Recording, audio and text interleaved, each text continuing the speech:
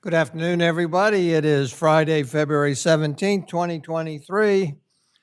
This is a regular meeting of the Commissioners of the City of Rehoboth Beach. We're live in City Hall, Commissioners' Room, second floor. I'd like to call this meeting to order at exactly 2 o'clock p.m. Would you please rise and join me in the Pledge of Allegiance? I pledge allegiance to the flag of the United States of America and to the republic for which it stands, one nation, under God, indivisible, with liberty and justice for all.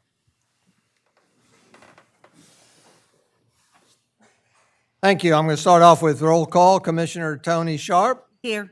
Commissioner Jay Legree. Here. Commissioner Ed Chernowski. Here. Commissioner Patrick Gossett. Here. Commissioner Tim Bennett. Here. Commissioner Bunky Markert. Here. And I'm Mayor Stan Mills. We have the full complement of the mayor and commissioners, and we're able to formally conduct business today as we do have a quorum. I'd like to additionally identify the staff. It takes a lot of staff to run these meetings, put them on. City Secretary Ann Womack is over here. City Manager Lawrence Christian.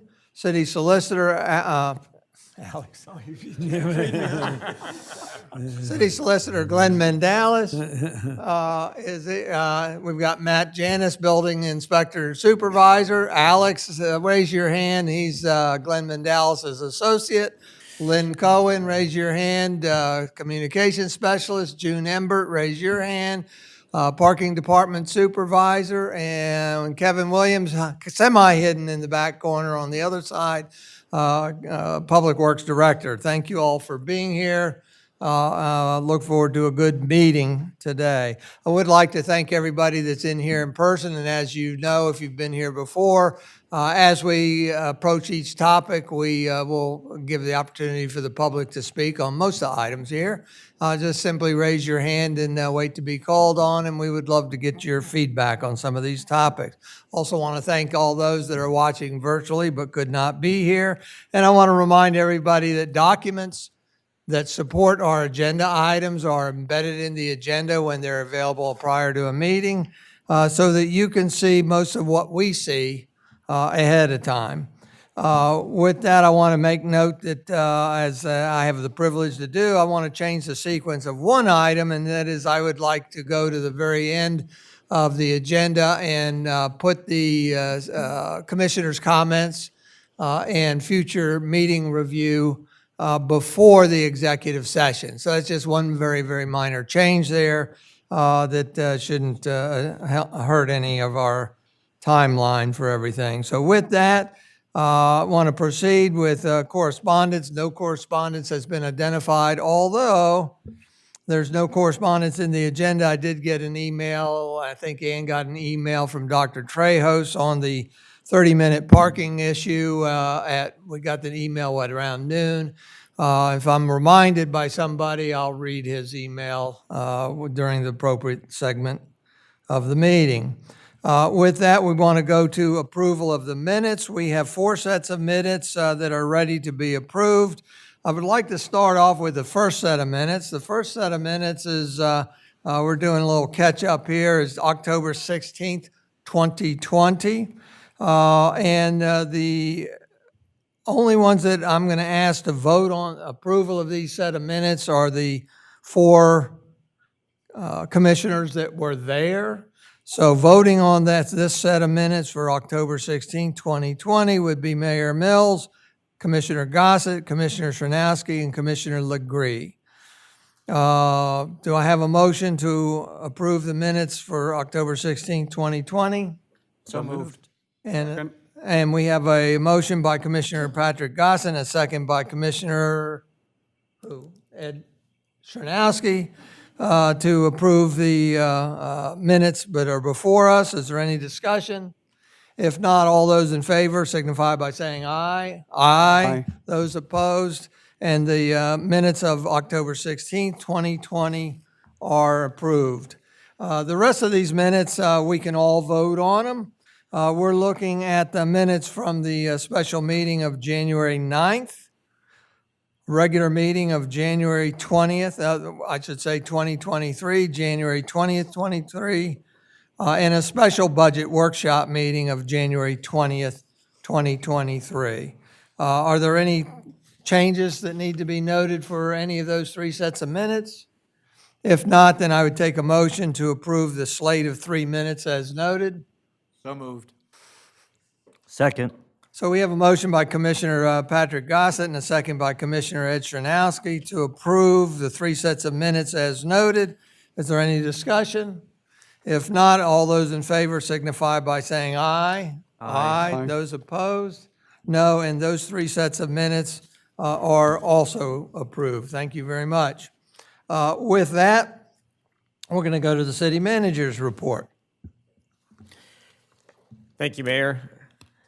City Manager's Report, February 17th, 2023. I want to talk about water main to be lowered on the state road for that particular project. The storm drains are being installed as part of the pedestrian improvements project at the State Road, Grove, and Munson Streets intersection. In order to allow for sufficient clearance between the water main and the storm drain, the water main must be lowered. So this work will be scheduled for Thursday, February 23rd. Water service to several area residents will have to be shut off for the day while this work is completed. The water department staff are working to notify the impacted residents, and traffic will be reduced to a single lane on State Road with flaggers in place to protect for traffic control. I want to move on to some wastewater projects. Work is beginning for Phase 3 for the wastewater facility improvements. This phase, which is expected to take about 18 months to complete, includes construction of a dewatering facility. This will allow for more effective disposal of those solid wastes, also known as sludge. The contractor, Ronca & Sons, is also replacing the State Road pump station, and this will require about 8 months to complete. At the pump station location, test pitting, utility relocation, and state-required environmental testing is underway prior to any demolition that will be taking place.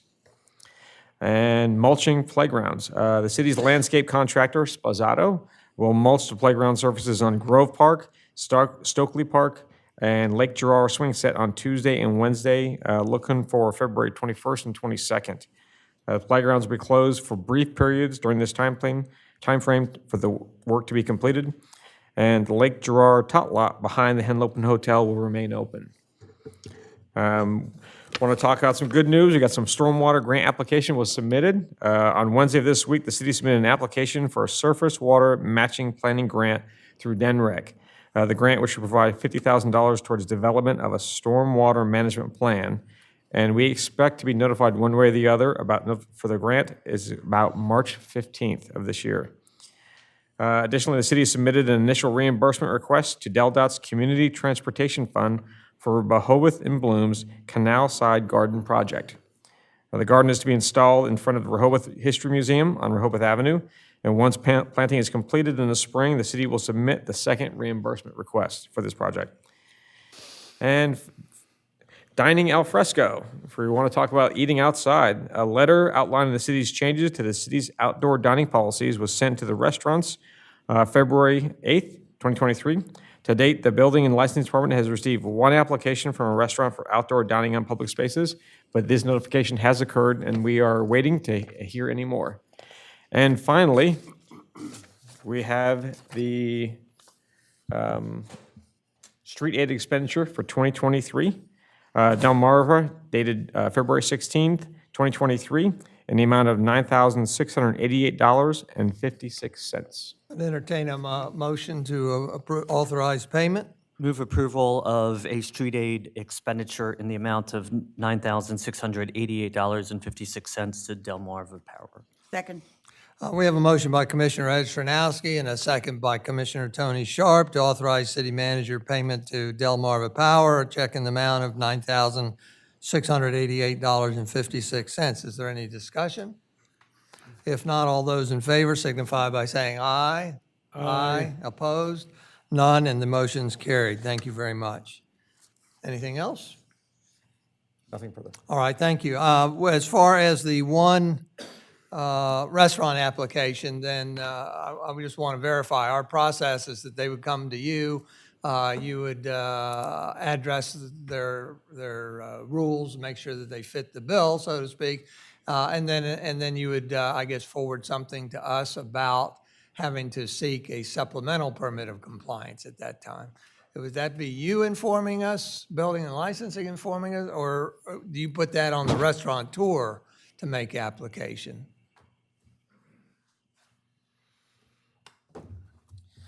Thank you, Mayor. It would have to be a formal process, so it would be a permit of compliance application. We would run through the paces, obviously, do our reporting, and bring it for you for approval.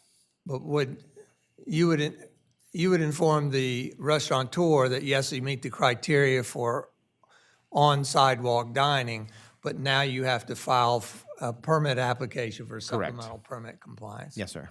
Perfect. Just a clarification. I thought we agreed that this would be an administrative approval for these not coming before us. That's not my recollection. We can. I'll double check you? that, but I believe that was.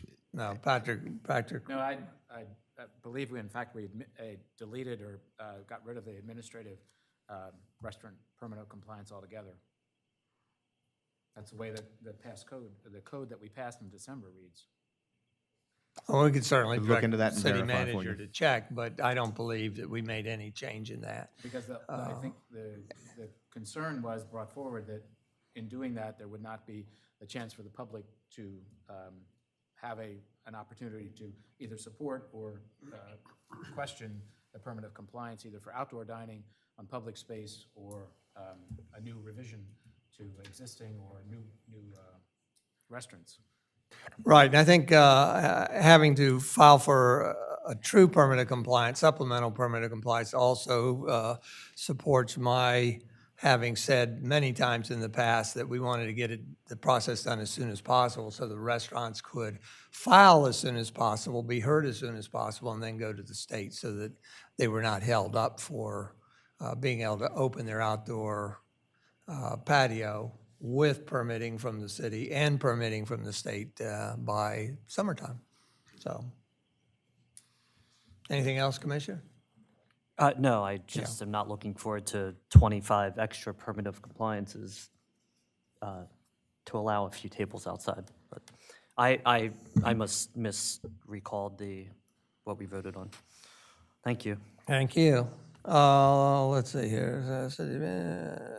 City manager is finished. City solicitor's report, please. Mayor, nothing really of substance to report, but I did want to report on one kind of interesting item that I came across. We've been doing some work on confirming the municipal boundaries, and you all might not know, but you actually own a bunch of the ocean that you weren't aware of. I think in 1975, there's an article in the New York Times, a very short blurb. It says, "Rehoboth Beach, Delaware, May 26. Voters here approved annexation of about 60 square miles of ocean in hopes of having some say in offshore oil drilling. The vote on Saturday was 278 in favor to 62 against. About only 20% of the 1,800 eligible voted.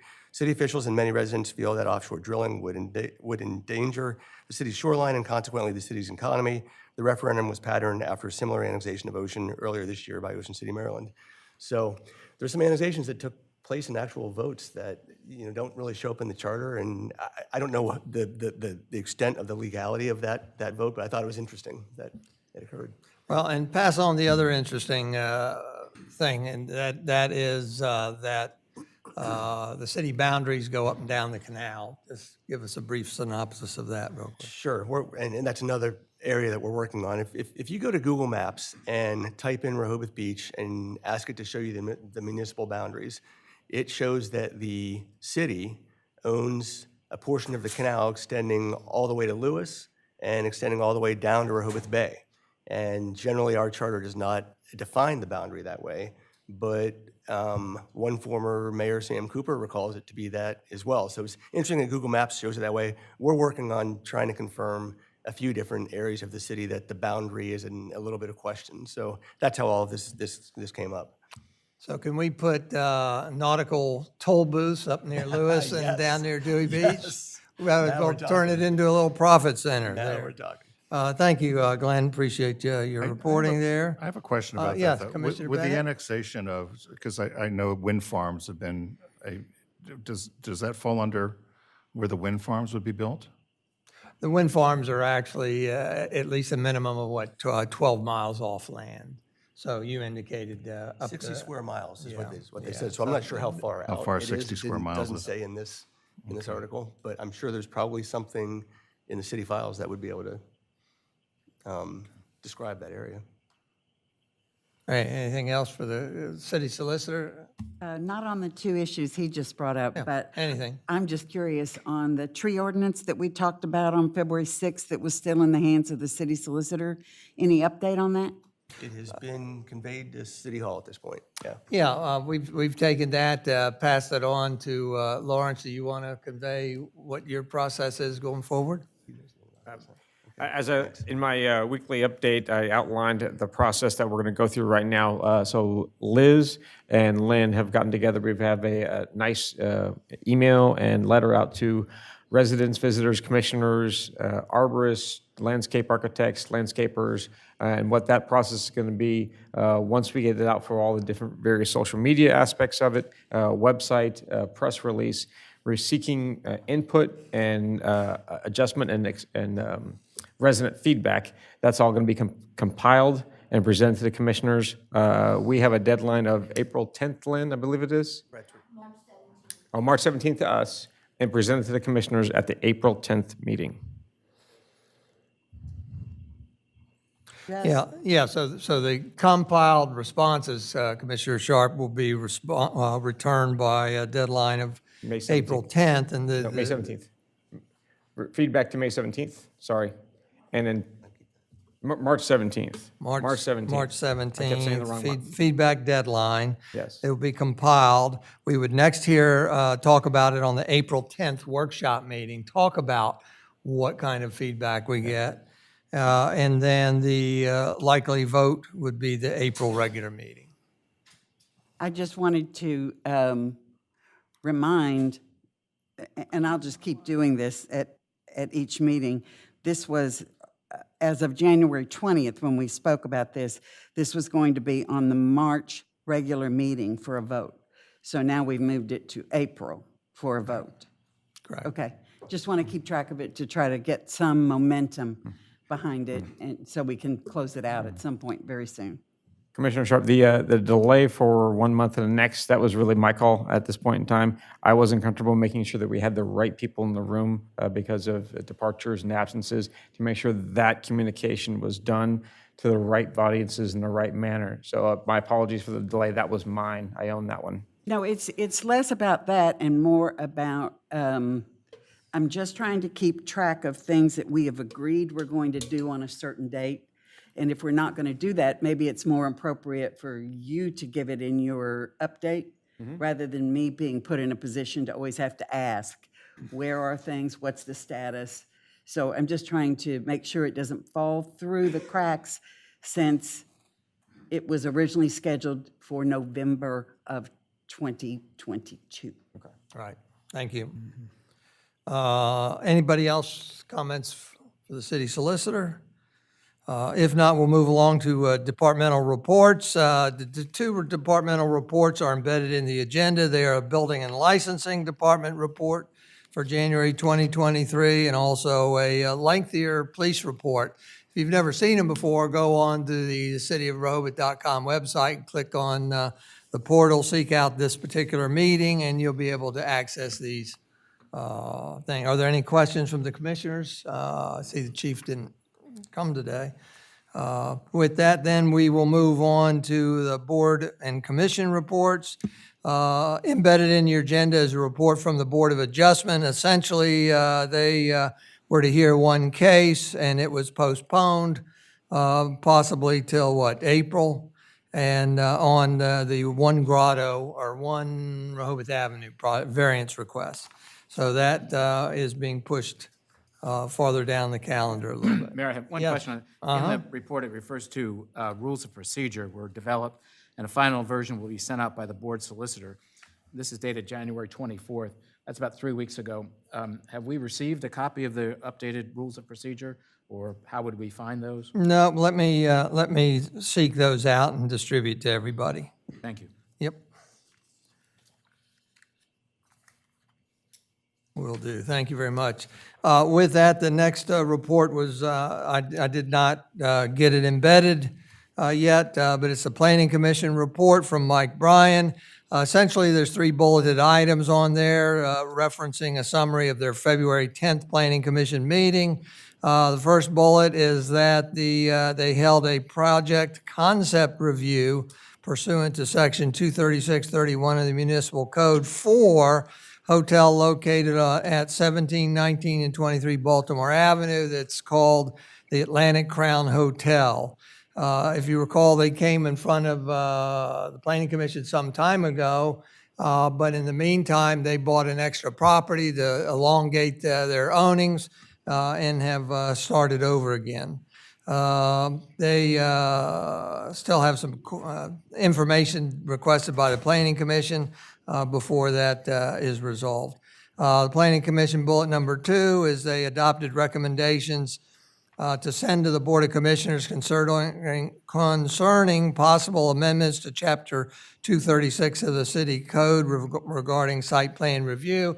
If you recall, some months ago, the Board of Commissioners tasked the Planning Commission with seeking a review of 236.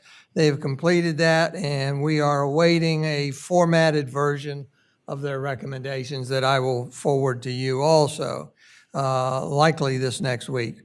The third bullet is that the Planning Commission continued to discuss possible recommendations to this group concerning amendments to commercial parking requirements. If you recall, also, this group tasked the Planning Commission with seeking a review of parking requirements. And at first, I think we tasked them with seeking parking requirements in commercial.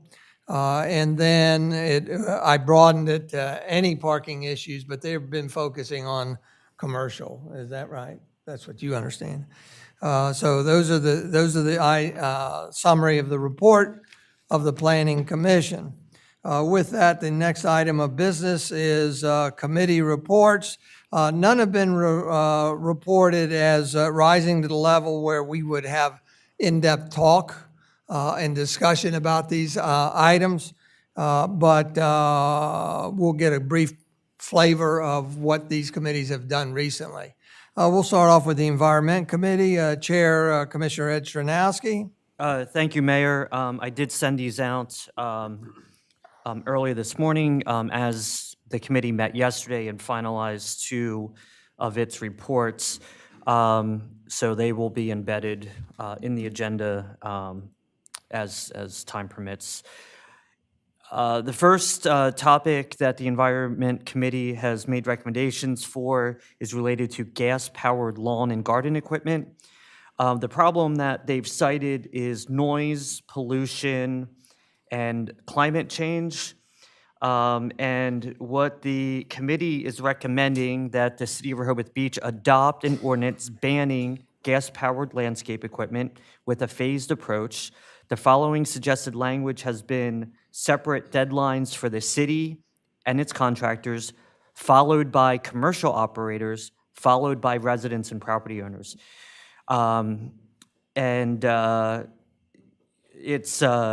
The report is about 4 pages long, and it goes into detail about the rationale and some of the details.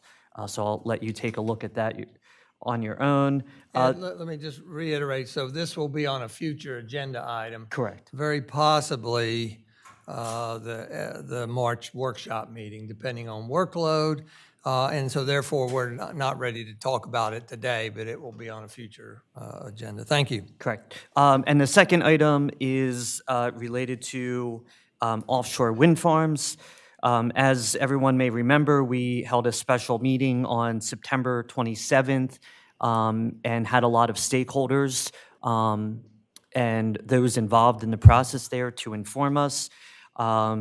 And since then, the committee has been evaluating offshore wind farms and the pros and cons and a lot of information about it. There's a lot of, it's about 3 pages of rationale, but it ends with the committee recommending that the City of Rehoboth Beach fully support the construction of offshore wind facilities. The city should also require, and advocate that environmental and visual impacts be minimized to the extent possible, and that all affected areas be restored to the same or better conditions than which they were found. The city should be in contact with state agencies, BOEM, and the developers on a regular basis and request that they keep the city informed of developments and public comment periods. And those are the two reports from the Environment Committee. Thank you. Okay, thank you very much, Ed. Again, they'll be on a future agenda topic so that we can advertise and notice the public as well as ourselves to read up on it and have a more cogent discussion. I think I have a third report from you. Streets and transportation. Do you want me to do that? Oh, I'm sorry. Let's go to, while you're on a roll, let's do you out of sequence. We'll let you do the street and transit. Yes. Yes. Just before you go there, on the gas-powered, when it is put on an agenda, could the city portion of the phase-in, if there were to be one, be clearly mapped out of cost, impact, and I don't want to have this conversation and not have information on the first tier, which sounded like it would be the city, to know what would that actually entail. Sure. And I see Lawrence taking notes, but if you have any additional notes that pop up, any of us, please forward them to Lawrence. So essentially trying to be prepared Yes. ahead of time for Yes, the next meeting. thank you. Very good. Street and Transportation Committee, Ed Chernowski is also the chair of that committee. Go ahead. Sure. I think we've talked about this, and I've given you a heads up a few times. As you might recall, in the past, the Streets and Transportation Committee has made recommendations to this body in which I think the response has been, we don't want things piecemealed. Let's have a comprehensive, holistic view of everything. We've also received information from the fire department outlining concerns they have about traffic, congestion, unloading areas. So it had this committee take a look at what could be done. It ends with the desired outcome and recommendation to the city to have a comprehensive professional traffic, safety, and parking study conducted by a qualified organization or persons. The study should provide realistic options and recommendations to improve the items noted above. There's a few pages of recommendations and rationale. And we ask that this study be included in the next fiscal year, FY24, and strongly recommends that this study be done during a summer peak season to get true, accurate data. And that's all I have All right, for my reports. thank you, Ed. Ever since we mentioned this, commissioners have mentioned this over the months. So this isn't a recent thing, as parking and traffic study, that is. So I know the interim city manager, I think, started putting things into motion, and I know that Lawrence and Evan are putting things into motion now. So I will confer with them and see when this goes on the agenda. But I don't disagree that optimally we ought to do it for this summer. Otherwise, we lose an entire year. So this will be a future agenda topic. Thank your committee for their work on this. And we'll go to the next item of business, which is committee report for the Stormwater Utility Task Force. Commissioner Jay Legree is the chair of that group. How are they doing? I'll start with a little bit of background for everybody who hasn't been caught up on this for a while and who might be watching. In January of 2020, the city of Rehoboth Beach hired a consultant to conduct a feasibility study for the development of a stormwater utility in order to fund our stormwater expenses going forward. And part of that feasibility study was the establishment of a stormwater utility task force to be advisory to the consultant, which we did. And I was the chairman of that stormwater utility task force. And we met on, probably for the last time, on the 14th of February, which was not not a long time ago, and we finalized our recommendations for what is going to become a stormwater utility going forward, which has to be, the consultant will take our final recommendations and write a feasibility report, which they will present to the commissioners of Rehoboth Beach, who will decide to either develop a stormwater utility for funding or not to, and what that will be going forward. So we've finalized our recommendations, and the rest is up to the consultant. My thought is that they will be presenting their final study and their recommendations probably during the month of March or maybe April, probably no later than that. And the commissioners will take that under advisement and make a decision. Thank you, Mayor. Thank you. Any questions of Jay? Very good. So we'll look forward to the future to get something from your group. With that, the last committee report is Trees and Green Infrastructure Committee, Chair Bunky Markert. Okay, we had our last meeting last Friday, February 10th, and we've been discussing a number of issues, ongoing issues, and I'll just make comment on the Arbor Day ceremony that is planned for April the 21st, 2023, which is something that we do most years, subject to pandemics, that involves the students of Rehoboth Beach Elementary School, where we usually have some kind of a presentation and ceremony. The mayor gives a proclamation and talks about the importance of trees and so forth.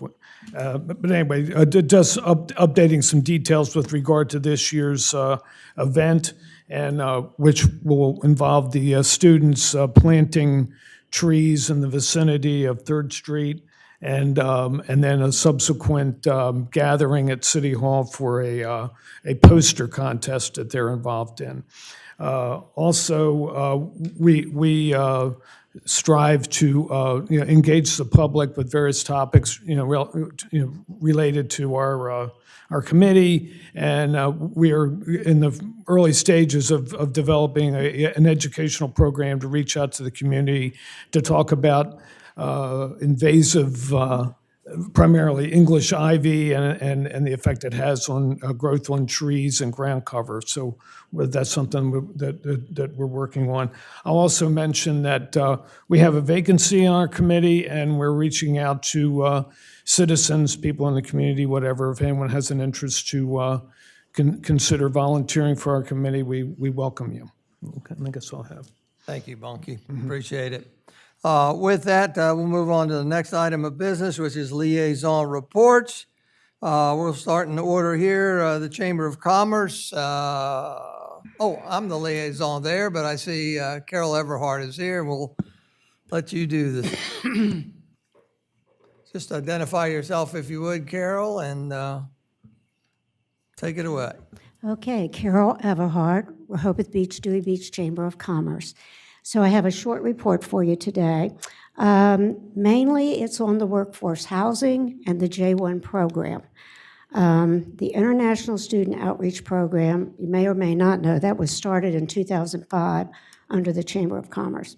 It grew, involving the churches, transportation, DelDOT, and they called themselves a community service group, okay? What's happened over time is they were volunteers. They cannot get housing. The sponsors for these programs have said no housing, no J1s. So where we're at with that is unless the employer is providing housing, those are the J1s you'll have. So many of our employers do provide the housing, but if not, you're not going to see J1s. Okay, so it's, again, just adding to the staffing situation, but just to bring you up to date on that.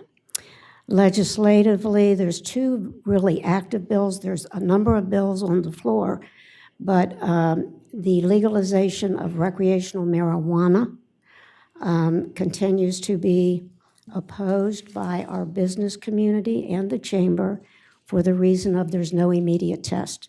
So the businesses are concerned with safety and liability. The other one that is very involved is the Health and Family Leave Act, Health and Family Leave Act. That's a very, very complicated bill. I don't know what business that would not touch, including nonprofits. So it's a very involved bill this time. Occupancy, I try to give you, our system was down for a while, we're back up. So what I can give you is the comparisons of Wednesday night midweek between 2021 and 2022 and 2023, and then the same for the weekend. And this is for the entire zip code, not just downtown Rehoboth Beach. I will have that, but I don't have it tonight. Wednesday nights, January 2022, 8,343, compared to this year, 10,771.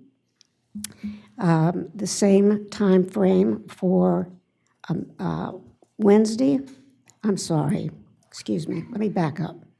Wednesday night, 2022, 8,343, and 2023, 8,000. That sounds much better. For Saturday night, entire zip code, last year, 10,771. This year, 10,661. So they're very comparable. We did have a unusual, I thought, several accommodations that closed, let's say in December, and stayed closed for several months. So it did impact the overall. And the last thing is that the visitor guides are done, and I gave you one, distributed one to everybody. The full distribution is scheduled for next Wednesday, along with the rack cards for the year, and along with filling the bins, that type of thing, posters, all of those things. Unless you have questions, that's all on that. Thank you very much, Carol. Any questions for Carol? Thank you, Carol, for being here. We appreciate it. With that, we'll go on to the next liaison report. Commissioner Jay Legree is the liaison to the Rehoboth Beach Historical Society. The museum, which is operated by the Historical Society, will be closed until March the 3rd for their winter break, and but they will open again on March the 3rd. However, the museum director sent out an email this week reminding everybody that the needlework show, is wanting to remind everybody that the entries will be accepted from the 26th of August until the 9th of September. And then the needlework show is on the 16th of September to the 12th of November. This is an art show like I have not experienced. Those folks are artists, and there are some phenomenal entries. So I encourage everybody to stay tuned, and for all the folks who are thinking about entering, get hooked up with a museum, with a museum director, and get on their mailing list, and start preparing your entry, because it's going to be a great show. Thanks, Mayor. Thank you very much. With that, next liaison report will be Rehoboth Beach Main Street. The liaison is Commissioner Ed Stranowski, but I see Jerry Philbin here, the secretary, filling in for Dan. So go ahead, Jerry. Thank you very much, Mayor Mills, and thank you, Commissioners. This will be a brief report, too. We have some upcoming events that we want to make sure everybody knows about. The Gumbo Crawl is scheduled for Saturday, April 29th from 1 to 4. We anticipate selling 1,000 tickets, as we did last year, and they'll be available at $20 a ticket. This was our biggest fundraiser of last year. The Oldies Dance, which is the principal funding source for Rehoboth in Bloom, is going to be on Friday, May 19th from 7 to 10. There'll be 350 tickets available at $25. That's up 100 tickets from last year. We're reasonably sure that the convention center will accommodate it well. A new item came to the Board of Directors this week. We were contacted by the Rehoboth Beach Draft House. Last year, they had sponsored, and we benefited from, a margarita crawl. And because they're short of staff this year, they asked us if we would like to be the hosting organization, the organizing force behind it. And the board this week voted to accept that. There were some additional pieces of information that we need.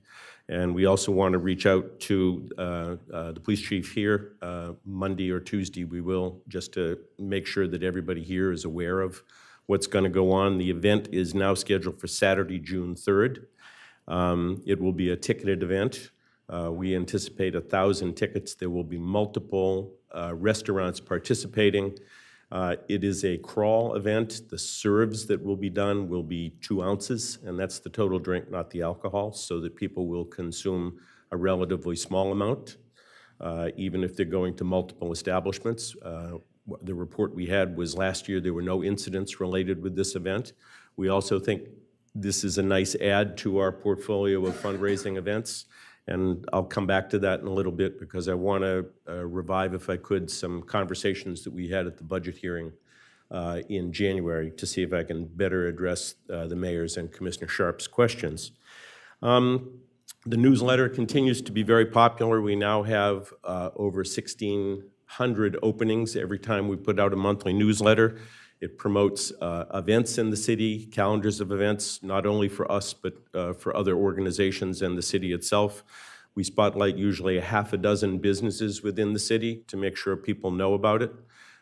We profile our own volunteers. It is a way that we can keep people current on, principally on events and on the businesses that provide those events in the city. As we reported previously, planning is underway for the fashion show.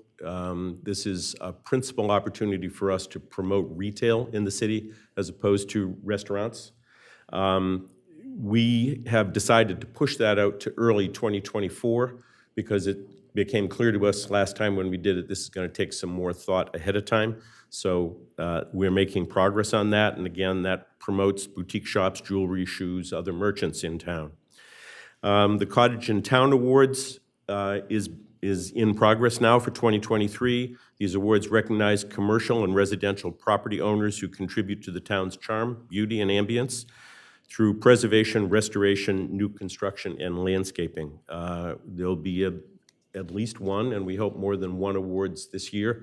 The Belmore has also offered to host the event in their garden when we do the awards later in the year. Worthy to point out that the Rehoboth Self-Guided Walking Tour, which is on a mobile app, is available, and we have people now starting to view it. We think that will pick up in the season. The website continues to be busier, as does our other social media. Hits on Facebook and other social media this past month were up almost 50% because of some newsy items that were happening in town. Rehoboth in Bloom is gearing up for the spring of 2023 to rejuvenate downtown Rehoboth and beautify the city through our Rehoboth in Bloom planters and flowers. And of course, it was mentioned earlier that the garden, the canal side garden up by the museum will be planted this spring. So we hope that will add nicely to the city. A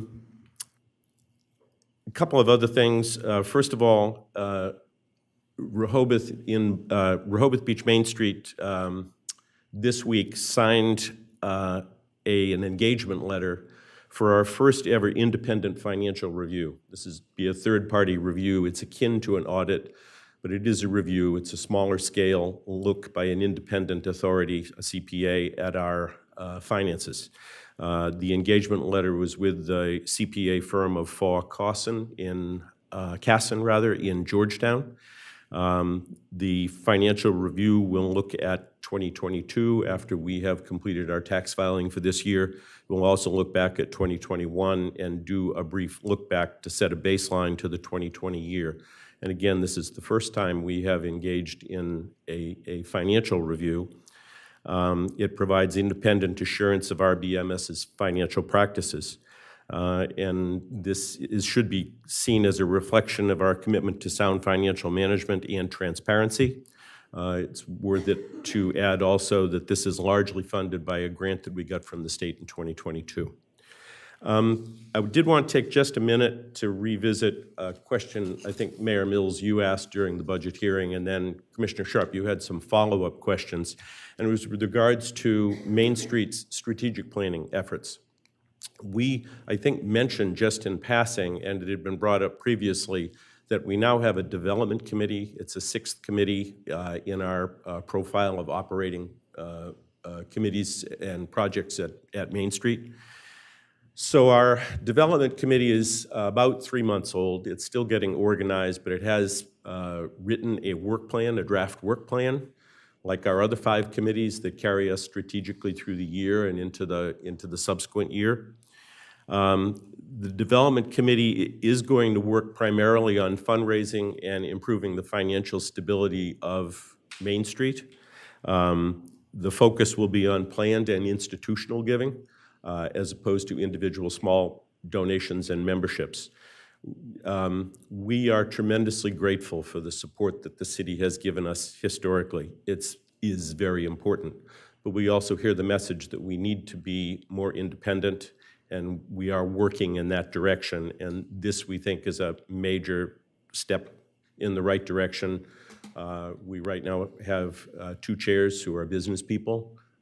We hope to add additional people who can advise and help us do the heavy lifting work. I think one example of this is that we have a tremendous number of food and beverage wholesalers who come into the city and sell to our wonderful restaurants and establishments.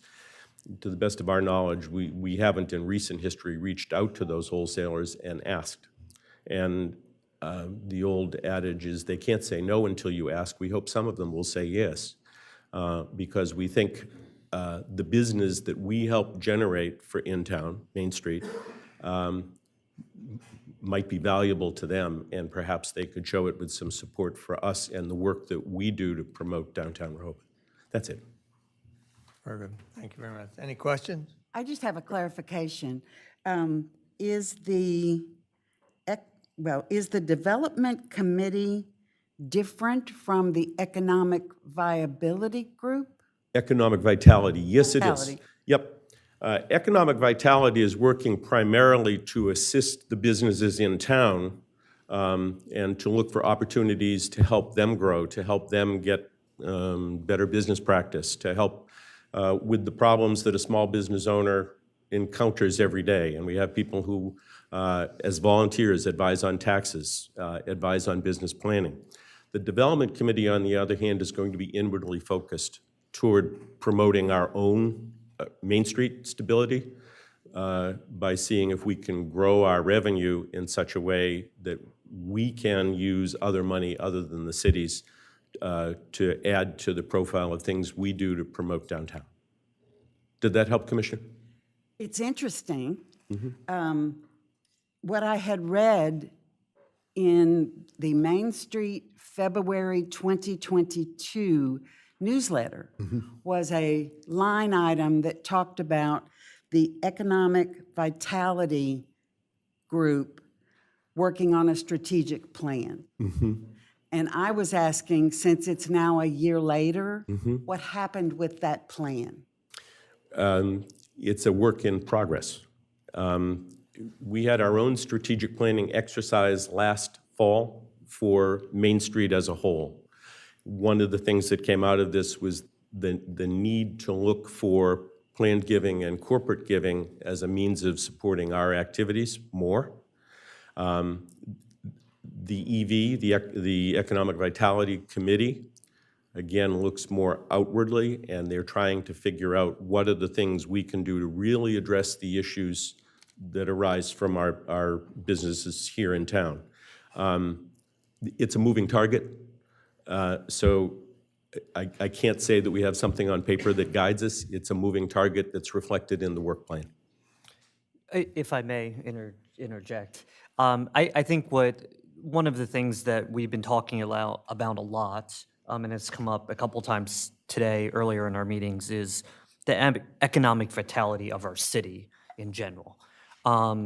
And so I think Commissioner Sharp is asking more specifically, what is the work plan for the EV committee? Which I believe we could probably share that electronically. Yeah. And I will say that one of the Jerry, you focused a little bit about helping the businesses grow, be good businesses using best practices, et cetera. But it's also dealing with landlords and trying to encourage the type of businesses we want in town to come to town. And I think you'll probably find that in the work plan. But as I think anyone will say, dealing with the commercial landlords has been incredibly difficult. But I'm sure that we can share that specific work plan with the commissioners. Yes, we will. And I guess, and thank you for that, Edward. I think the bottom line of what I'm really looking for is what has been the result. I know that there's all kinds of challenges. There are really uphill climbs here in Rehoboth, but what's the tangible result that has been, that has taken place in the last year? That would be very helpful.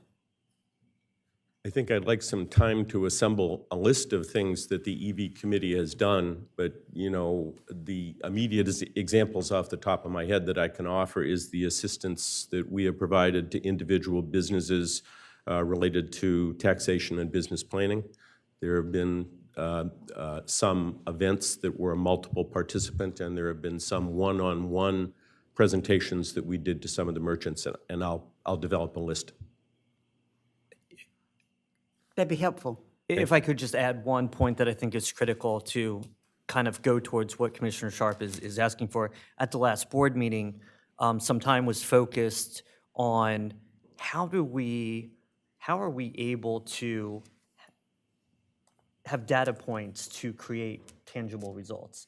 And that is one of the goals for the upcoming year is developing a way to have data to back up results. If in the off October, they have a special of, Main Street's promoting a special event, how do you capture how many people came into town for that event? Did you park? Did you pay the meter? Did you rent a hotel room? Are we getting accommodation tax from that? And various other things that it's hard to make it tangible. So they're looking at ways to better do that, to better be able to show that there's been results of the efforts. Which could include a survey of our members after a particular event, a survey of visitors rather than the businesses, so that we can try and hone in on what exactly did this event that we hosted do for promoting business and directly for the city as we go into the summer, were there parking revenues, were there hotel tax revenues. Edward raised this in our board meeting earlier this week, and the suggestion that we consider doing a survey of people who purchase tickets for these events. Well, perhaps Jerry can come back to a future meeting and further expound on answers to your question there. And I think that would be helpful to have a continuing dialogue of not only events, but business development as well. Thank you, Commissioner. Thank you. Thank you, Mayor. Thank you, Jerry. Appreciate it. With that, we'll go to the liaison report for the Cape Henlopen Senior Center. Commissioner Ed Stronowski is also liaison to that group. Thanks, Mayor. The Senior Center continues their efforts in initiating a capital campaign for their potential move out on Hepron Road. I suspect that in the near future, they'll have a package that comes out that talks more about their capital campaign and their goals. So that will be forthcoming. On March 1st at 11:30, they have a jackpot bingo event, which is a fundraiser for them, and a special concerts they're having to benefit the Cape Henlopen Senior Center is on March 19th at Epworth Church. And that is a concert band that will be there. And you're going to be sad, Mayor, but the next all-you-can-eat pancake breakfast is not scheduled until June 15th. Oh, my goodness, that's too far out. That's all I have from them. Thank you. All righty. Commissioner Chernowski, do you have any ballpark ideas on when they're going to have new construction and maybe occupy their new, on their new location on Hebron Road? No. No idea. They're in the very preliminary planning stages and beginning their capital campaign. I think they weren't even able to adequately have a land survey until they cleared the lot just a few months ago. Okay. That property is owned by the city, and it'd be fun to think ahead and. Yeah, absolutely. I see a lot of potential for that. Yeah. And it's going to be years down the road, but now's the time we should start planning. Thinking about it, you bet. Thank you. Thank you. Any more questions? If not, we'll move on to the next item of business, which I can't remember, but I think it's, what the wording is, essentially a status report on the 3 requests we've had for change in zoning designation. What I'd like to do is give you an update from the previous meetings we've had. I want you to first orient yourself, if you would, to this map. This particular map is a part of the Certified Comprehensive Development Plan. It's map number 3 in the Comprehensive Development Plan. It's labeled as the future land use map. And what it is that for every piece of property in the city, it shows the boundary lines, and it also shows that if there were going to be any change in zoning, that it would conform to this particular map.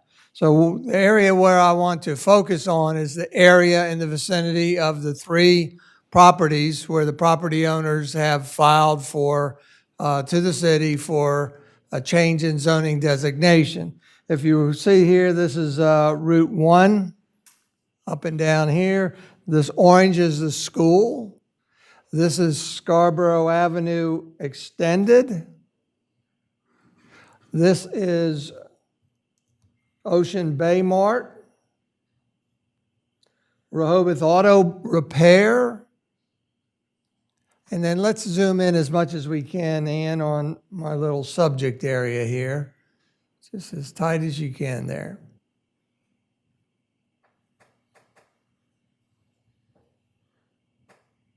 There you go. Is that it? Okay, well, we'll use that. So again, Route 1, School, Scarborough Avenue Extended, Ocean Bay Mart, Rehoboth Auto Repair. Rehoboth Auto Repair also owns this little square right here. And then we have 1028A, Scarborough Avenue Extended, 1028B, Scarborough Avenue Extended, 1028C, Scarborough Avenue Extended, and over here, it's a bunch of condominiums, 1029 Scarborough Avenue Extended. Let's review the 3 requests in zoning designation that we've gotten. We've got one some months ago from Rehoboth Auto Repair right here. They have asked for a change in zoning from an existing C3 to C1, which is a more intensive tier of commercial zoning. That's right here. 1028A and separately 1028B have both independently filed for a request to change in zoning designation. Each one of these properties are currently residentially used. They have houses on them. Their desire is to change their existing zoning, which is C3, to R1, residential zoning. Now here's where things get complicated. Because this is a future land use map, within the Certified Comprehensive Development Plan, all future zonings must conform to this future land use map.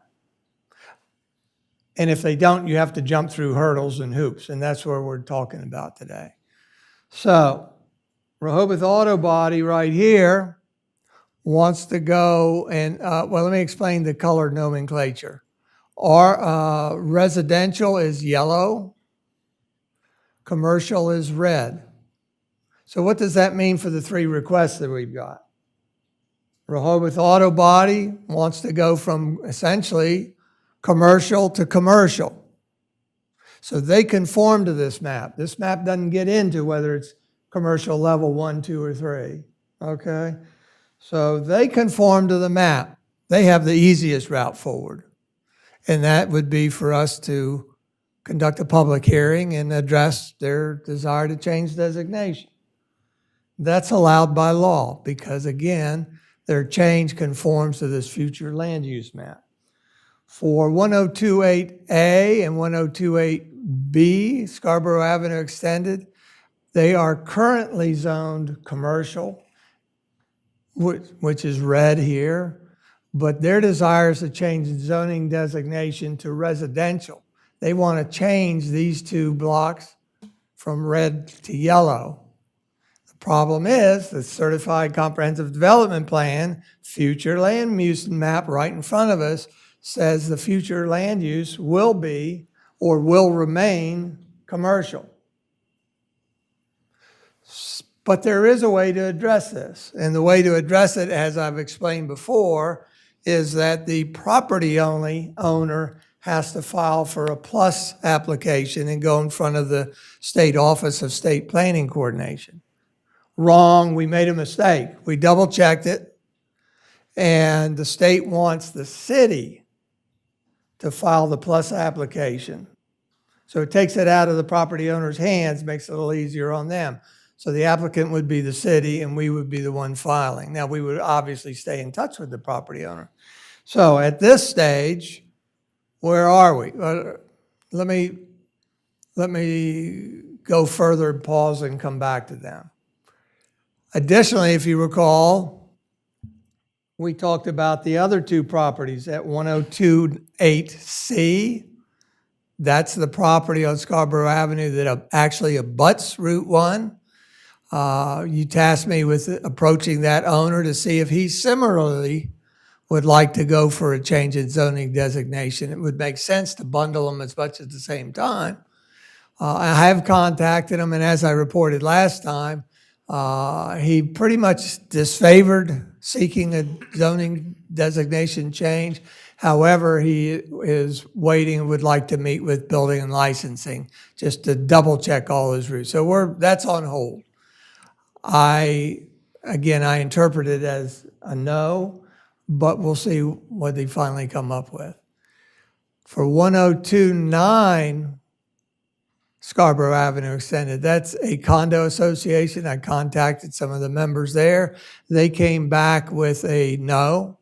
They do not want to seek any change. They want to remain the C3 that they are. So they're crossed off my list. 1029C is a question mark. So where do we go from here? Because at one of the previous meetings, the commissioners tasked me with scheduling a public hearing to go forward with 1028A and 1028B, Scarborough Avenue Extended. I will be directing this week William Montgomery to file application. And as I understand, Glenn, we can have one application for both of those zoning change requests.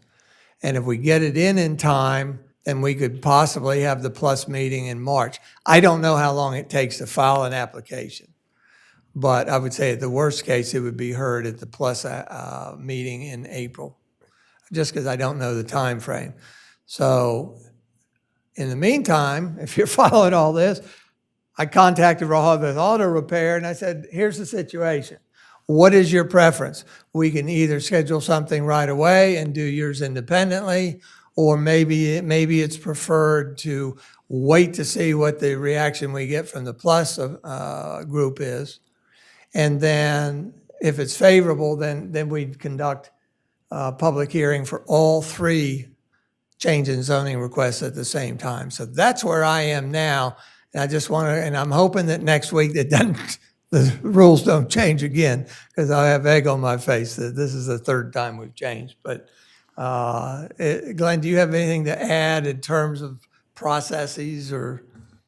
Not really, Mayor. I think you covered it, unless there's questions. I do. The process seems a little off for me, which I want to be clear. So we are the applicant asking for the state to change that zoning. No, we're not asking them to change the zoning.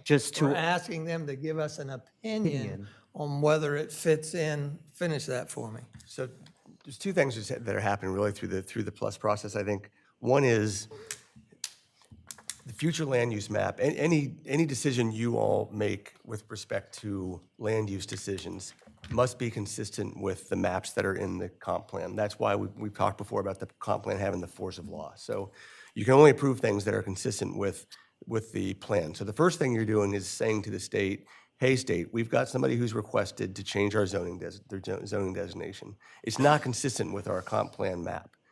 How do you feel about us changing our comp plan map? And that's when then they're gonna have a meeting, and you have DelDOT there and DenRec there, and they'll all give their thoughts on whether it's an appropriate change or not. And then you'll have the authority to either change the map or not change the map. They won't change the map. They're basically giving you the authority to do it, should you want to go forward with it after a public hearing on the zoning changes. So they give thumbs up, thumbs down, and then if it's a thumbs up, then we will have a public meeting to decide whether we want to change it. That's right. But if there's a thumbs down, there's a process where they indicated they would negotiate with us too. So a thumb down doesn't necessarily totally end it. Okay. So I think, we need to be flexible. Frankly, we got to wait to see what their opinion is. And that opinion we would share with the property owners also at the same time. And then we would likely meet again to decide that we want to go forward. Right. And if we go forward, then we would set that public hearing. I may have missed it, Mayor. You said you reached out to Rehoboth Auto to see what they wanted to do in either waiting or hold the hearings together. Did you get a response from them? I never gave you a response. Yeah. Their answer was yes, they were very amenable to, they were not in a hurry, and they were very amenable to waiting so that everything could be bundled together. And they understand that could be a 2, 3, whatever month delay from this point forward. So I'm not asking right now any action from you. I think I've already been authorized to move forward, essentially. And I'll be conferring with Wallace Montgomery next week. Again, I can't say exactly when it would be.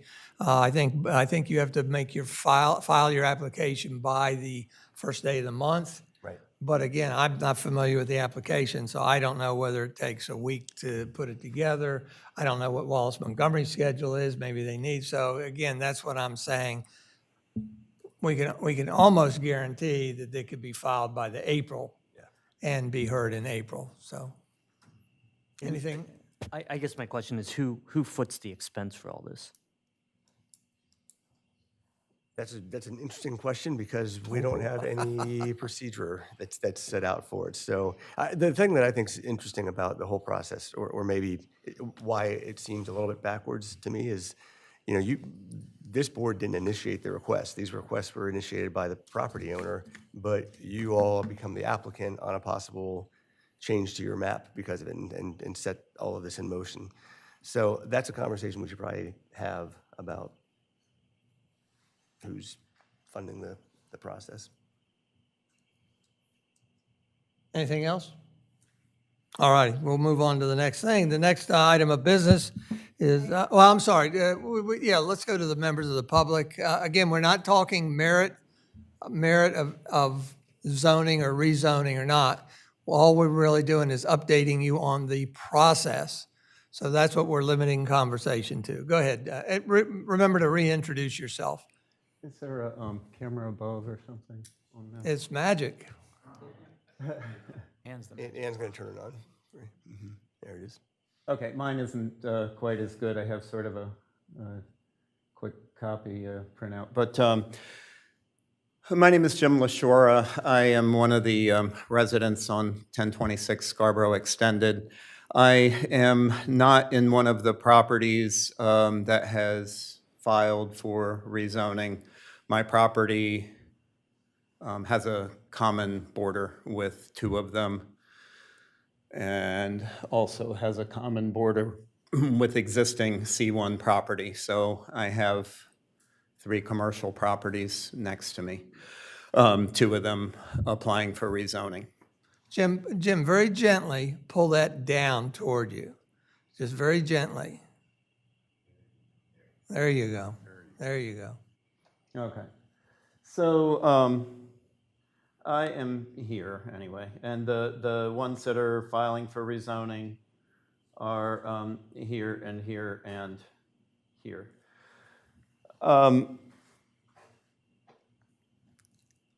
As I see it, this stems from the city sort of taking a shortcut in putting together its comprehensive development plan.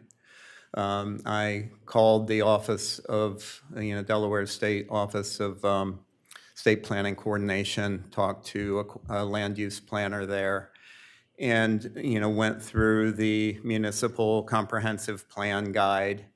And as I read it, there should be 2 steps to putting this map together. And the first step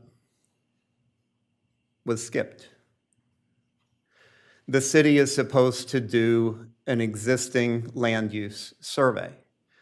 The city is supposed to either look at the site plan requests, or the guide says a windshield survey, drive by. Drive by, see what's there. See what's there. What are we working with? Red and yellow that doesn't even show the various gradations of commercial zoning or residential zoning. And as to the city of Rehoboth Beach, it doesn't look much different from 10 years ago, 20 years ago, 30 years ago, 40 years ago. We've had a lot of development in the last 40, 50, 60 years. Things have changed. So 2 of my neighbors are here. I mean, they have houses. This subdivision here with these 4 lots, each of these 4 lots has a house on it. I don't want to go too much into the merits, but you don't see this stuff in your 2-dimensional representation with your red and your yellow. You don't see my neighbors with their dogs and their kids and what's going on there. Great, you got in touch with the townhouses across the street. I mean, the Fountain Motel went down 18 years ago. So that was the last commercial use of any of these properties was 18 years ago. Existing land use. It's in the comprehensive plan guide. It's a 2-step process. The existing land use element. I mean, to me, an element is sort of like, you're supposed to have that element. What is the existing land use? How are we using this land now? Before we say, oh, well, we had this vision 50 years ago and you guys need to follow it. We've been using it this way for 5, 6, 7, 8 years already. What do you mean we have to go to the state to get permission to do what we've been doing already for 8 years? I agree with Mr. Shanowski. The process seems a little bit weird. I mean, the comprehensive development plan is missing an element. It's missing the existing land use map. It's missing the description of how these properties are being used. It's missing the analysis of, okay, this is vacant, or this is 60 or 70 years old. It might not be there that much longer. This is 2 years old. Somebody spent $600,000 building it. Gee, I wonder if that'll get replaced by commercial property next week. So that analysis is missing in the comprehensive development plan. That's the point I wanted to make. Thank you. Sure. I'll try to actually have our Thank you, circle Jim. part in. Mark, if you would identify yourself in relationship to the city. Remember, we're not talking about the merits. Correct. All right, thank you. I'll try. If if I stray a little bit, you correct me. So my name is Mark Longacre, and my wife and I own the 1028B. That's this middle property right. Yeah, you pointed to the wrong one. Sorry. There you go. Right there in the circle. So we're right in the middle, and we did apply for residential. I think one of the issues is how this property was subdivided. Really, to keep it commercial, makes no sense. Reality, there's no reason. It's a 50 by 100 lot with no direct access to Route 1. If I came here and said, I want to put a commercial building on there, dentist's office, something like that, I think I'd have huge challenges to try to do that. So in reality, that lot, to say it's commercial, it's not really commercial. And in fact, I did pull my survey, my main survey for this property that's filed with Sussex County, and it says right on there, it's stamped by Rehoboth Beach Construction Office, it says approved, and it says it's R1. So, I think I was confused. I thought it was R1, and it's apparently not. Now, as Jim said, none of these properties right now, including the Rehoboth Auto one, are operating as commercial. I mean, they're houses, and we'll get into the merits. I'll save that all for a hearing. But there's one other piece that I do want to remind everyone of. That's part of, or really two pieces of the comprehensive development plan. That's part of this, and it affects zoning in the big picture. The first one's Chapter 8, and I wish I had the document here. It's a big document, but I did go through it. Chapter 8 page 8.7, and it's action item. It's the commitment action item E on page 8.7, and it says, this is one of the city's commitments: ensure the city's land use plan and zoning code are drawn to avoid any adverse impacts by commercial development upon residential neighborhoods.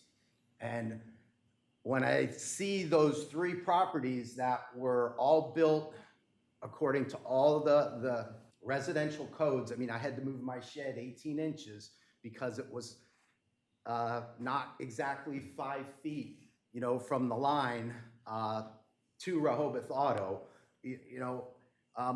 To me, it looks like, and then we're looking at downgrading the property, 6 inches away. That doesn't seem consistent with action item E. So that's the point I wanted to make. Thank you, Mark. Thank you, Mark. Glenn's been taking notes here. I'm going to task him with looking into some of these things to make that. I do want to say that we did, from Mark, receive a survey, an official survey that does say R1. However, when I gave it to Glenn to research, indeed, what trumps that is that our city zoning map shows that it's commercial. And we do not have any actions that we've taken since that map was created that show a change in that zoning. So therefore, we believe that R1 is definitely incorrect. And that's something you'd have to go back to your surveyor to check. Yeah, just to add a few things, Mayor. If you recall, when the Truitts subdivided that property, the Planning Commission did encourage them to seek a rezoning from the commercial zoning to a residential zoning. They didn't do it at the time, so the city has not taken any action to change it. I wanted to address the red and the yellow color. I don't disagree, but that's a requirement of the Office of State Planning Coordination, that you don't break it down into the different degradations of commercial and residential. So if it's a commercial, it doesn't matter if it's a C1 or a C3, you show it as the same color. And I think that's because if you're only doing small movements but within a commercial zoning district, the state doesn't want to see all those applications. So they say don't break it down to those levels. Interestingly, there is no requirement that the existing zoning map be included in the comprehensive development plan, and that's the one that would show the different degradations. Thank you. To clarify, Just as long, I just going to reiterate, we're not talking about the merits. But if you would identify yourself in relationship to the city to start off with. Yes, my name's Steve Thomas. I'm the owner of the 1028C. I'm the one that's right here on the very end with Right. access to Route 1. And I just basically just wanted to speak real quick to say my indifference with the process is because I'm waiting to find out if, or to see if this area here, which clearly is a house and which has been residential and owned by, I think, the Truitt family for more than 40, 50 years, is going to be tore down. And then if they're granted the C1, the C3, like the rest of us, then they can put up a building or construction within an inch of my backyard and my back fence. So that's just my reason for wanting to talk to the zoning, and that's why I was up here, not to do the merits. But, you know, right now I have a house view on this side, and so does my neighbor, Mark, and my other neighbor down here, and then Jim, who spoke, which is here. And that all might go away, and there might be a 40, 50-foot building there within an inch. So my thing is and the reason for my indifference is waiting is to see, well, I have road access, but do I want a structure within an inch or 5 feet? So that's why, with what Jim said, I do agree that there should be a drive-by and take a look at what we're talking about truly in that area, in that zoning building, because auto can put in here in this area, and tomorrow there could be approval, and then there could be a tear down of that house, and and then obviously bays and garage and gasolines and things of that nature can go in there. And like Jim was saying, my kids, my family's there. So I'm in the process of waiting. I appreciate your time, but I just wanted to let you know that I agree with the two-step process where, maybe you should take a look at it to see if there is a need to further look at that house, that Truitt house that they want to tear down, because that's the whole reason for the zoning by the auto shop that's there. Thank you very much. Thank you. Any questions by the commissioner? Go ahead, Commissioner Stranowski. More of a comment. I want to thank the gentleman in the back. Was it Jim? Jim. Jim, thank you. You taught me something, and I'm fairly disturbed by what I heard from Jim and the fact that we did not look at existing use. And I'm not putting anyone on the spot and not want the question asked, but I'd like an explanation at some point on if that was a requirement and it wasn't done, why? Would you look into that for us? Is it a requirement? And then that's what would need to be answered first. Yeah, I think we need some definition, though, as to what is required. I doubt that the state law requires that every individualized parcel be looked at as to existing zoning and whether it's developed consistent with the zoning or developed residentially instead of commercially. And one other thing to keep in mind, the comprehensive development plan is supposed to be what the city would like to see, how the city forefathers would like to see the city develop. And it could be that the Planning Commission looked at that area and said, it's along Route 1, we think it's appropriate to remain a commercial corridor. I don't know that happened, but it could be. But I will. I would just like some follow-up on that. Sure. Commissioner Sharp? I believe I've already asked this question. This is Groundhog Day again for me, of what is the core issue that caused all this to begin with? So check me on my memory, because I'll go back to the other meetings and find it. I thought the answer was the core issue is the oversight that the zoning map was not accurate when it went in with the CDP. I don't know if that's true.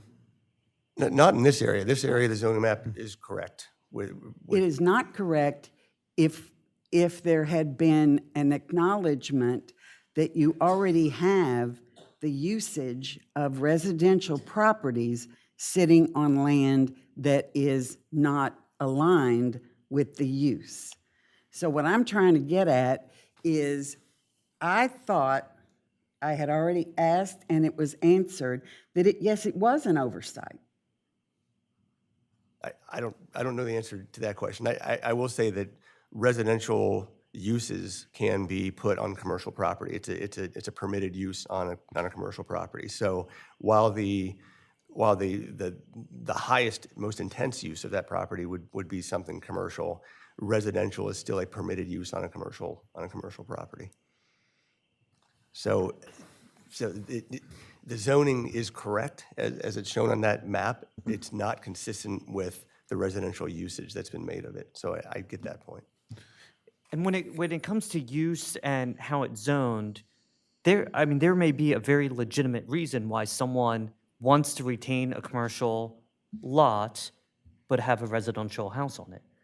Like the gentleman, he's actually weighing his options very smartly, and that property may be more valuable as a commercial lot than a residential lot, which is why he is not asking for the change. And that makes sense, and it is the reason why some people retain commercial lots but choose to build to the commercial code.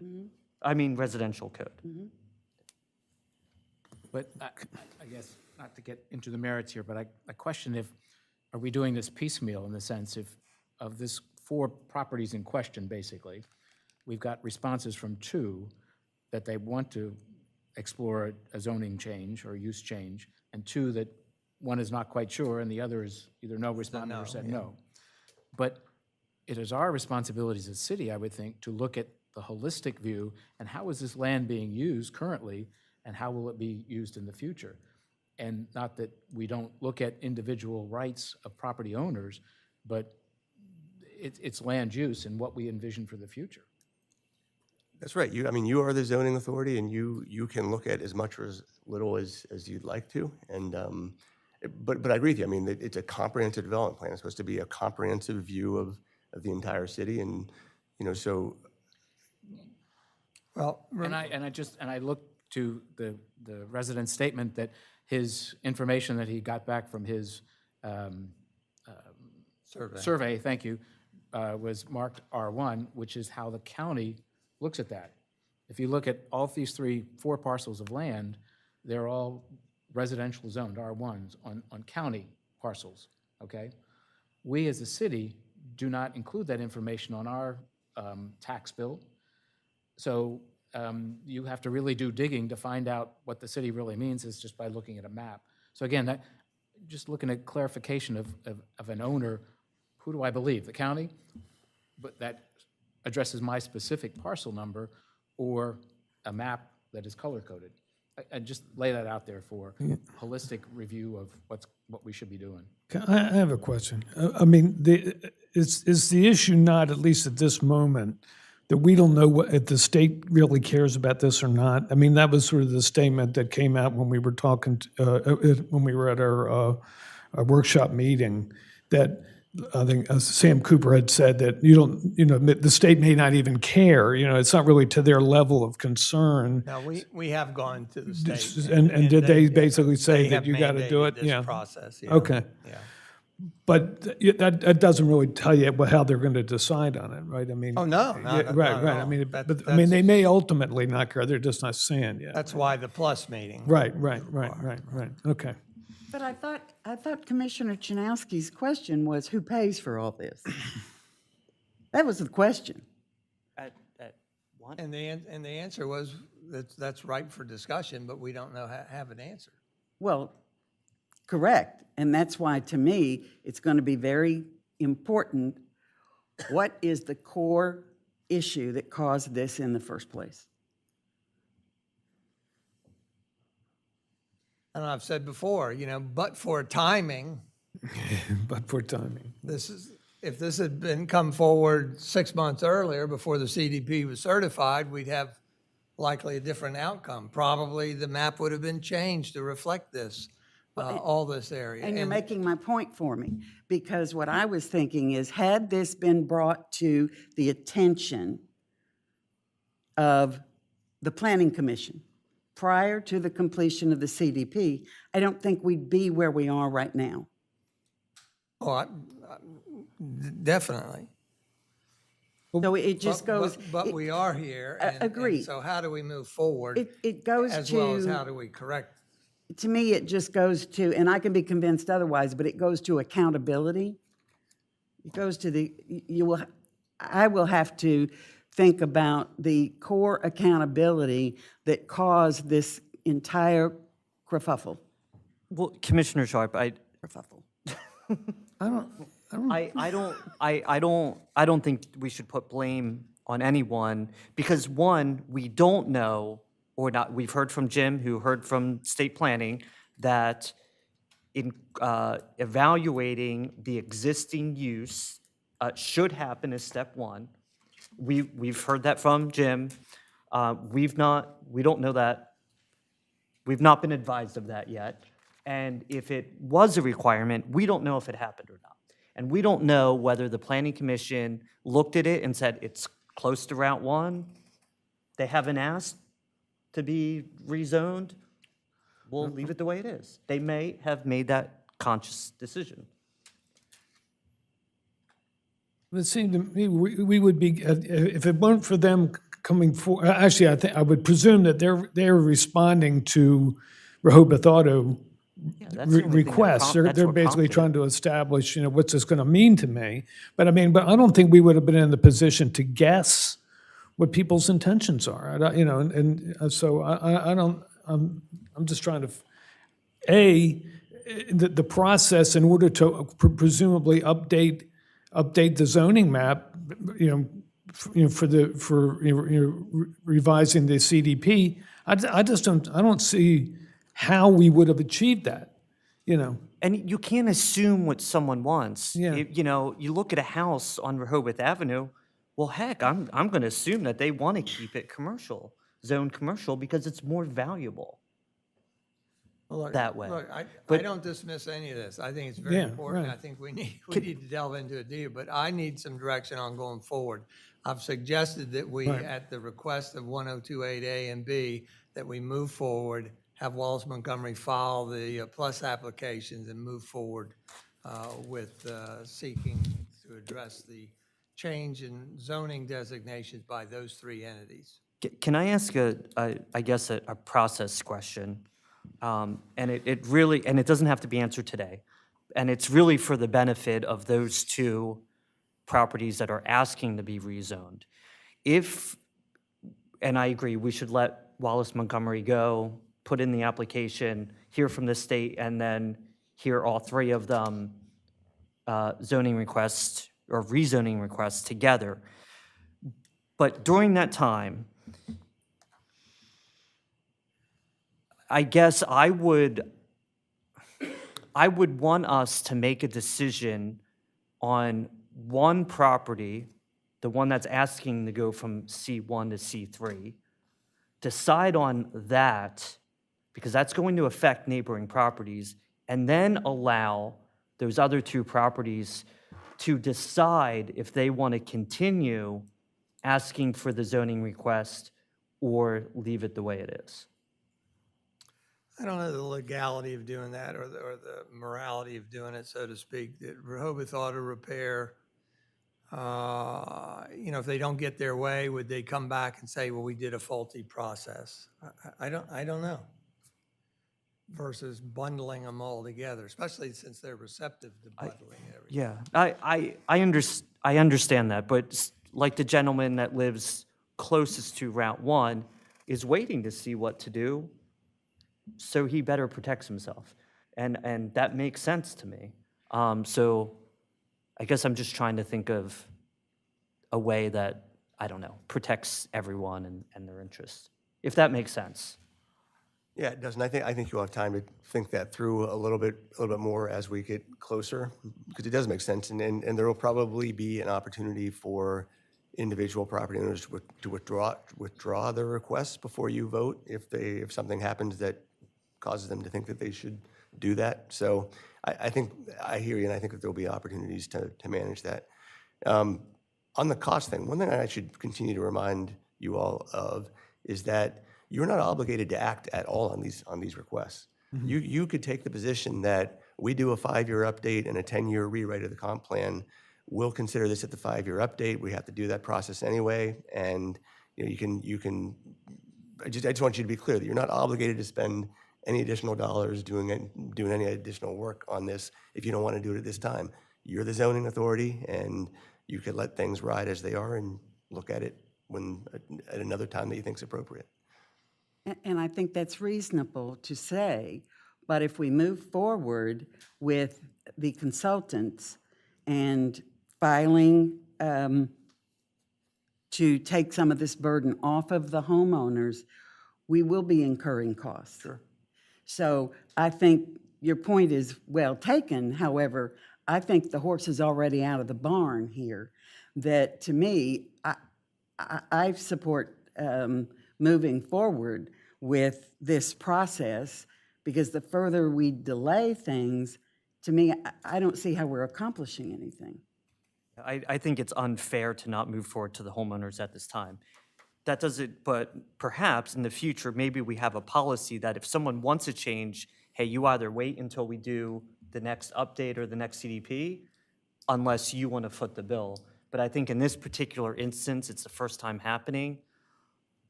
You know, I don't think it's fair to say to the homeowner they have to wait. But perhaps going forward, we have a policy when it comes to these types of things. And I want to be very crystal clear.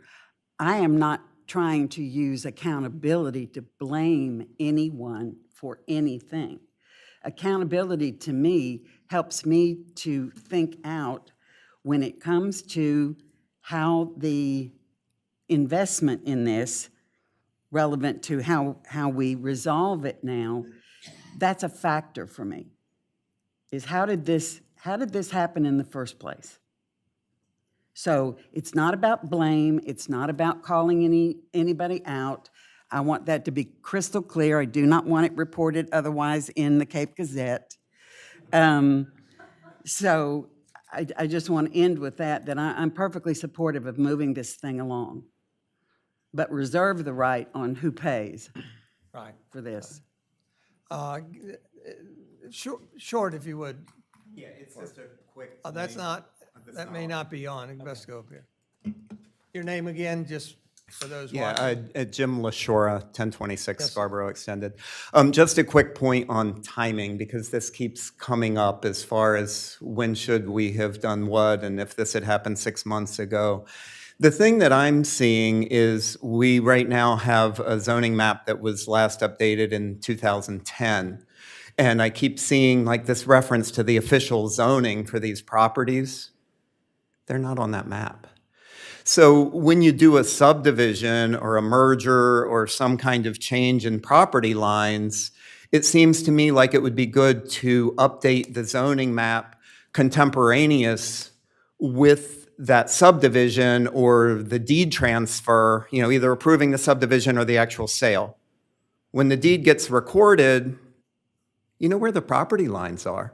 So why not put it on the map and have an official zoning for that property at that time, so these kinds of questions don't come up 8 years later when the subdivision was done in 2015. Thank you. We have had that conversation, and believe me, we're very attentive to it. Thank you, Jim. With that, then, if there are any more members of the public want to say anything?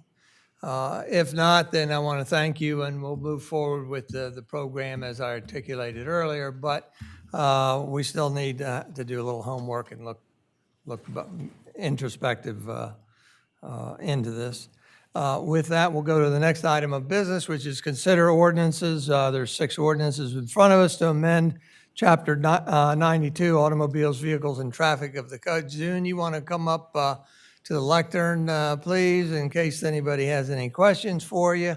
Who's going to summarize this?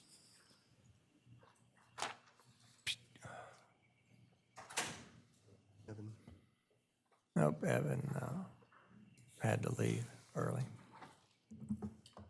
Hi, June Ember, Parking Supervisor. So Evan presented some ordinance changes that we would like to do. And the first one being 9234. And that's parking prohibited. We just want to add the zone across from One City Hall Drive, because that's not in the ordinance. So that yellow zone that we made no parking, We just want to include that. June, let me just interrupt for a minute. Is there any, Would you move the microphone closer to your, thanks. yeah, actually, Bunky, help her move that to the other corner where the microphone should be, right near where the mouse is. Thank you.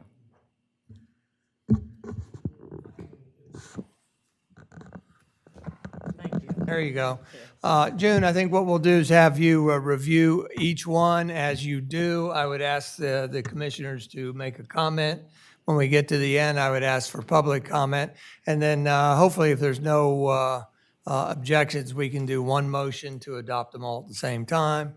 So June, go ahead, please. Sure, 9234, parking prohibited on certain streets. We'd like to add the line item on the west side of One City Hall Drive. And that's across from the parking department. Okay. 9241, we just want to eliminate the meter numbers and the spaces. So we're And eliminating- line item 3. We're 8.3. eliminating 2 spaces. Just the meter numbers and the 2 space numbers, because I'll pay by plate. And this is in front of the post office. Okay. Okay? Any questions, 9241? 9271.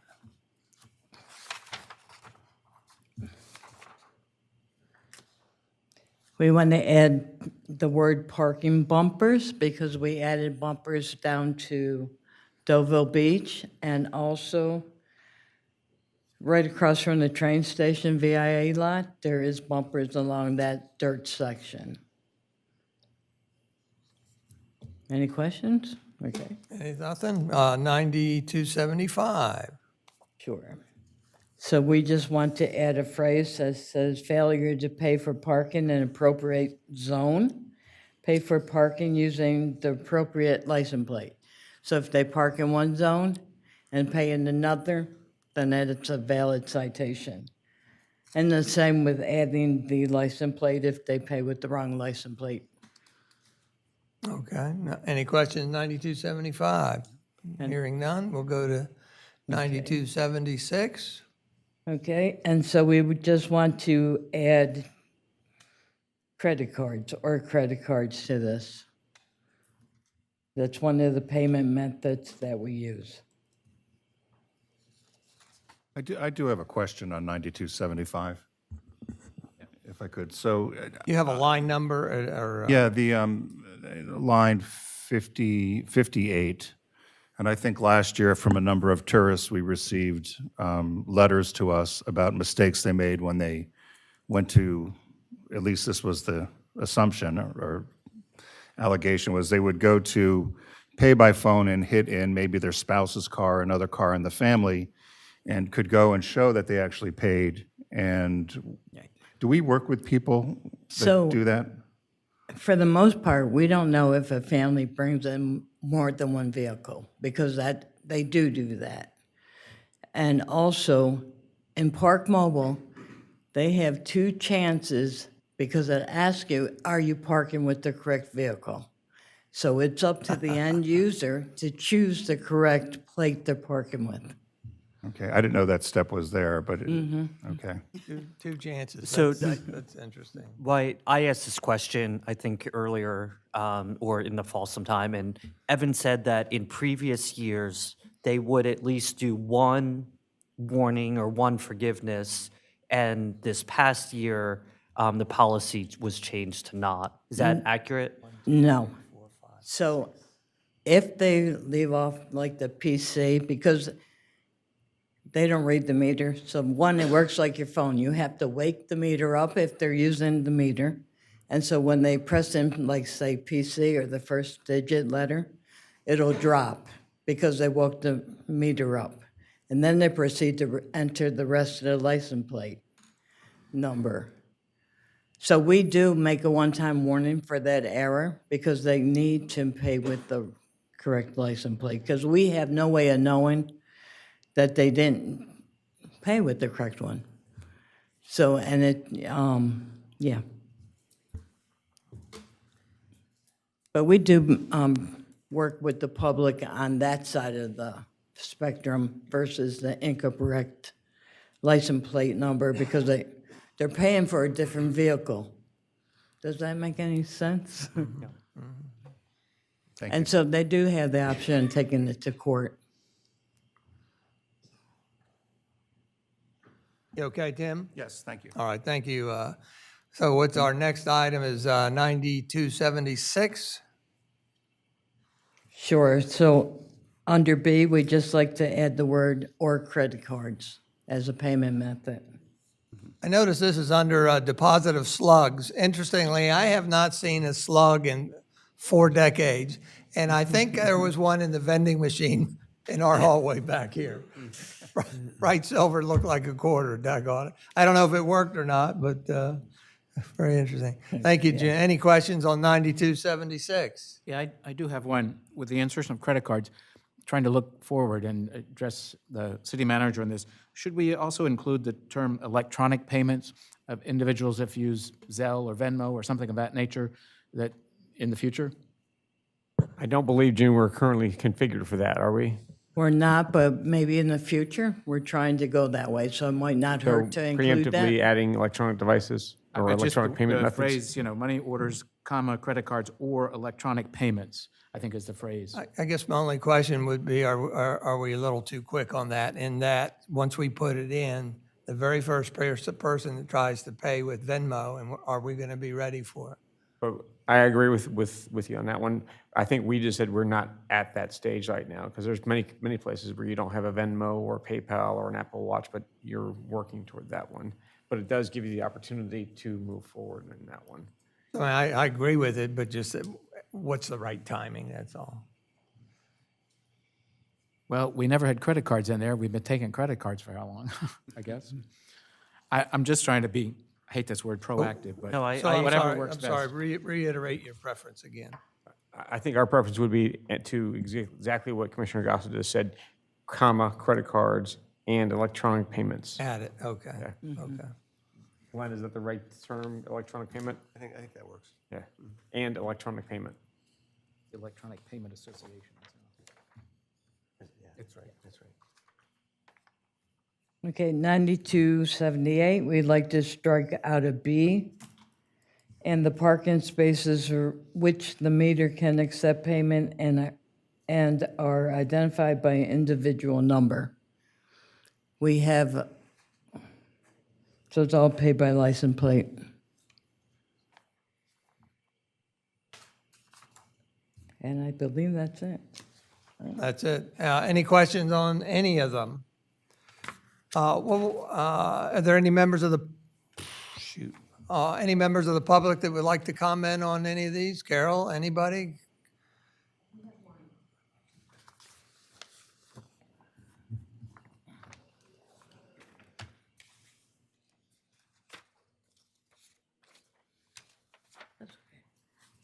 Just something, Carol Everhart, Rehoboth Beach, Dewey Beach Chamber.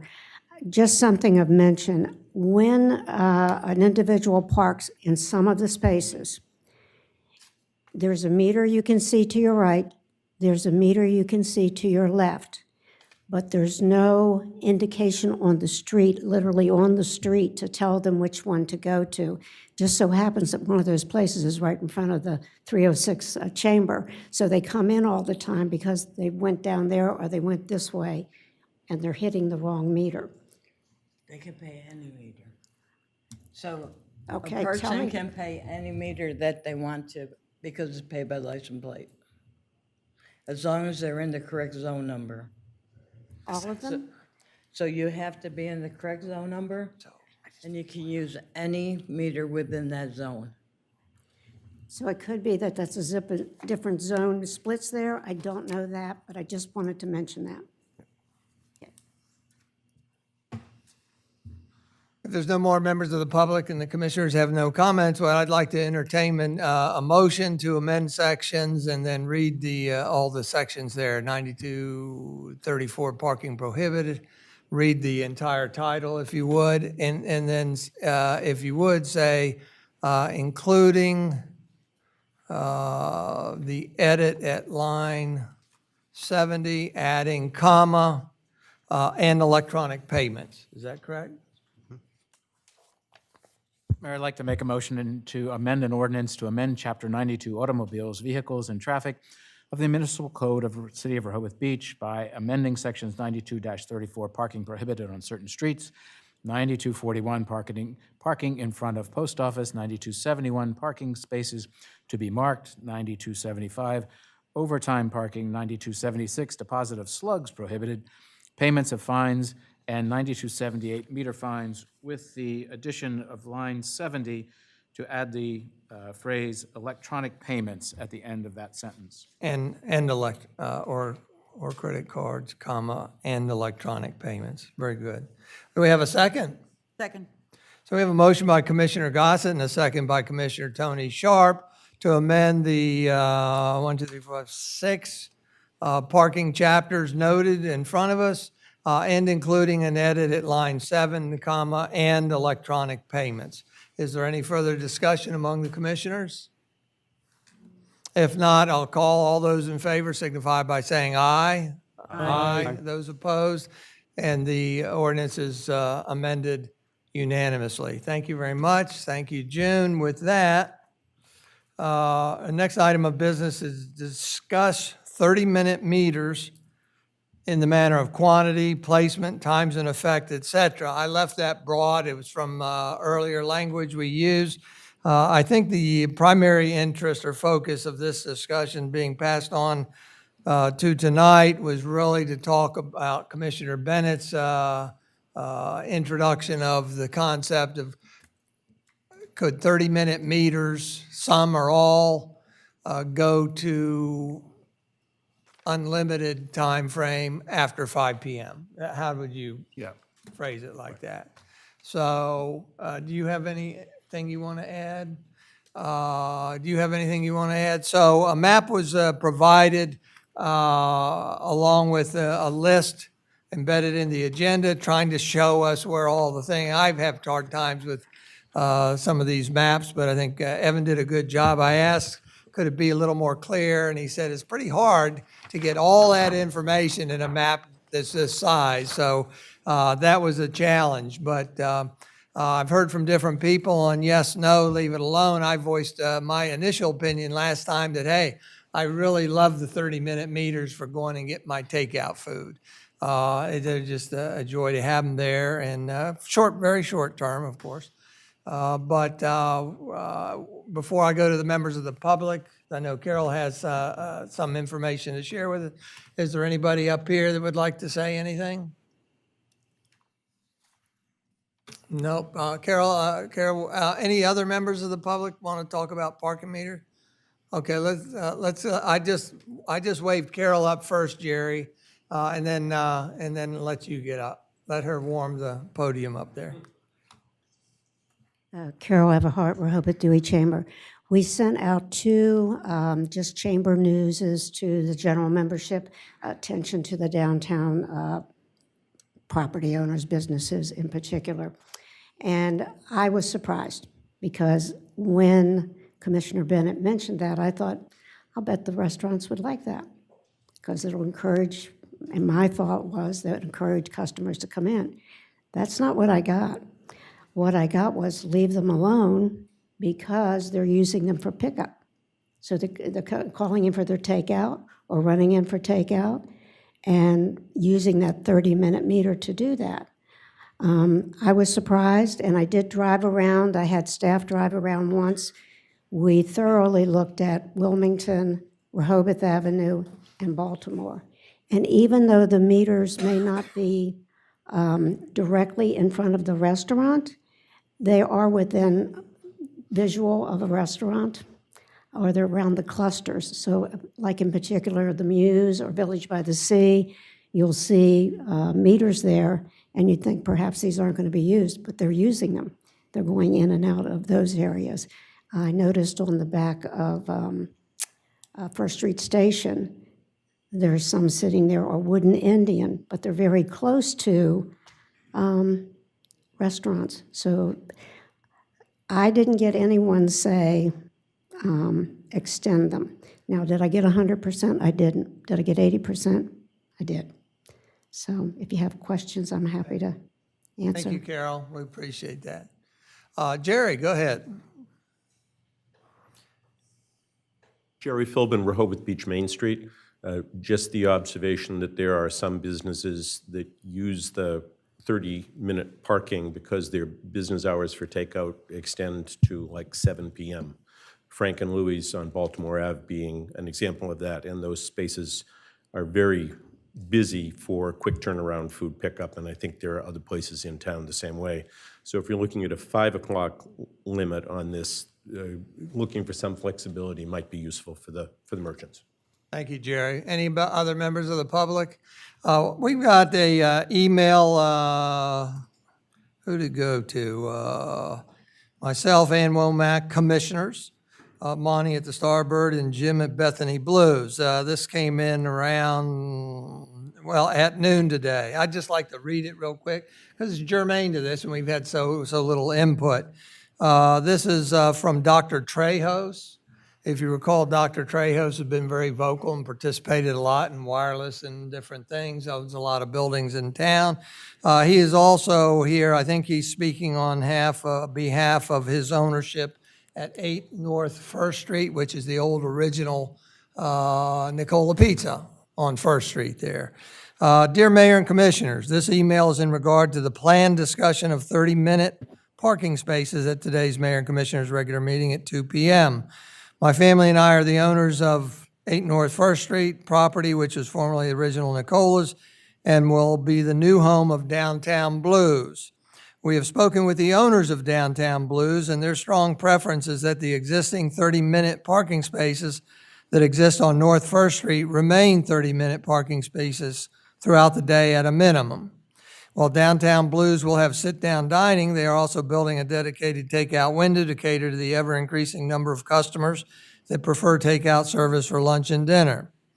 They also inform me that at their Bethany Blues location in Bethany Beach, the local officials there actually converted the 30-minute parking spaces into 15-minute parking spaces in front of their restaurant to promote quicker turnover of those parking spaces. They said that their staff also kindly reminds people parked in those spaces that they are only metered for 15 minutes, so the spaces are constantly turned over throughout the day, which has been a win-win for customers and the restaurant. As a result, Downtown Blues would ask that the, quote, all-day, unquote, 30-minute parking spaces remain at a minimum on North First Street, and would also ask that consideration be given to converting them to all-day 15-minute parking spaces. In regards to, this is a little different, but I'd like to go ahead and finish the concept if you don't mind. In regards to the visibility of the 30-minute parking signage, we are not opposed to more clear signage. However, we would ask that all signs not be placed in front of those parking spaces that would obstruct or distract from the 8 North First Street building, as a significant amount of money is being invested to beautify the front facade as part of the Downtown Blues renovation. One potential idea is whether 30-minute parking meter signage could be affixed to either the wooden pole or whatever, and You can read the rest your own if you would. And that, sincerely, Dr. Michael Trejo. So where to go with this? Part of me says it's intriguing, and I'd like to look at it more so. I need a little better map. I need to go out in the field personally to be able to look at it. For instance, if there are 7 30-minute parking meters in a row, it could very well be that maybe you only need 4 of them, and the other 3 could be converted or something like, and that could be different places. So I guess I'm not ready to act on even the 30-minute to 15-minute suggestion or making any changes for this summer, but I'd like to hear what others have to say. Tim, Guess you we'll want to wait for the start? traffic study. No, I eat out probably 3 times a week in the summer, and there's a lot of frustration at 8 o'clock at night that there's a lot of 30-minute spots just sitting there open. And that's all I brought this up for, is I think there's an opportunity for the city to allow people, and these 30-minute, I think the 30-minute spots are great during the day. They're great for pickup. But at 8, 9 o'clock at night, I don't think they should be 30-minute spots. That was my only point on this. But maybe we need to wait for a study or figure out what's best use of them. There are a lot of them around restaurants that don't necessarily do takeout. Yeah, okay. For me, the visibility is an issue. It's been talked about for at least 4 years now that I've been here. And if it needs to be fixed by this summer, and if we talk about this again, I'm going to scream. Oh, you learned that technique from Groundhog Terry. Day, Groundhog Day. Edward and I, we're going to Groundhog Day. There you go. I'm not in favor of changing anything from 30 minutes to 15 minutes to help one business over another, so that's a non-starter for me. I'm not in, because Jerry mentioned Frank and Louie's, what's going to be Downtown Blues was just mentioned. I mean, we've got a lot of 30-minute spots, you know, there's a lot of them on the first block of on Rehoboth Avenue around the bandstand. There's a lot of takeout places there. I'm just not in favor of having a blanket after 5 o'clock where, you know, we're changing it. I think it needs to be spot specific, and I don't think we've got the time or the energy to do that right now. I think it does need to be looked at. But I think that's for the future. So my only goal right now is to fix the visibility at this time. It's something you, Can you elaborate a little? You know, the new guy still on here. Can you talk to me more about visibility so I understand that Most better? of the 30-minute spots, they're on a pole that's about that high. Oh, it's physical visibility. Physical visibility. Oftentimes you don't see it until you pull into the spot, and then you're like, darn, you have to back out. And Okay, that's one of the things I did question with some of the staff on that one, and the financial impact for raising all those signs was actually fairly significant. Could I make a recommendation we add that one to the parking study to see what that would be? Because that will be that's going to be a capital cost for raising all those signs. That's not going to be cheap. well, then you had the letter from Dr. Trejos. The part that I did not read was his articulation about, well, we don't want higher signs because it boogers up the front facade of our building. So one of those things. But we'll leave it in your hands, and Tim and Lawrence will. Why don't we just do 30-minute parking in the whole city? And then you can just, no, or just leave it open. And if you want to pay for 30 minutes, you pay for 30 minutes. If you want to pay for, 2 hours, you pay for 2 hours. Well, I think that If that visibility is doesn't a problem. achieve, yeah, but I don't think that achieves the goal of turnover. You want turnover every 30 minutes. But I do think that we could direct Lawrence to, as they talk about the parking study parameters, to see what the folks that he talks with. I would like to What add can that you to do? the scope of the parking study so that we can get a full a consultant stage on that, because it won't be cheap for raising all those signs and standardization across the entire city. I think it'd be beneficial to our trademark and look, so. Is the surface of the space marked? It doesn't have like 30 on That I don't on the know. asphalt. It's still, I'm not, I think the most optimum thing is a tall sign. It's right there. Right. But there's an aesthetics to it, Right. that people don't like. So let's move on if that's all right, and we'll task the city manager with Next year. researching it. Okay, yeah, so Tony could say next year that this was on the agenda again. If there's nothing further here on 30-minute meters, we'll move to the next item of business, which is consider awarding the contract for the water meter replacement program as presented by the Director of Public Works. Kevin Williams, Supervisor, is here, and we'll hand it over to you.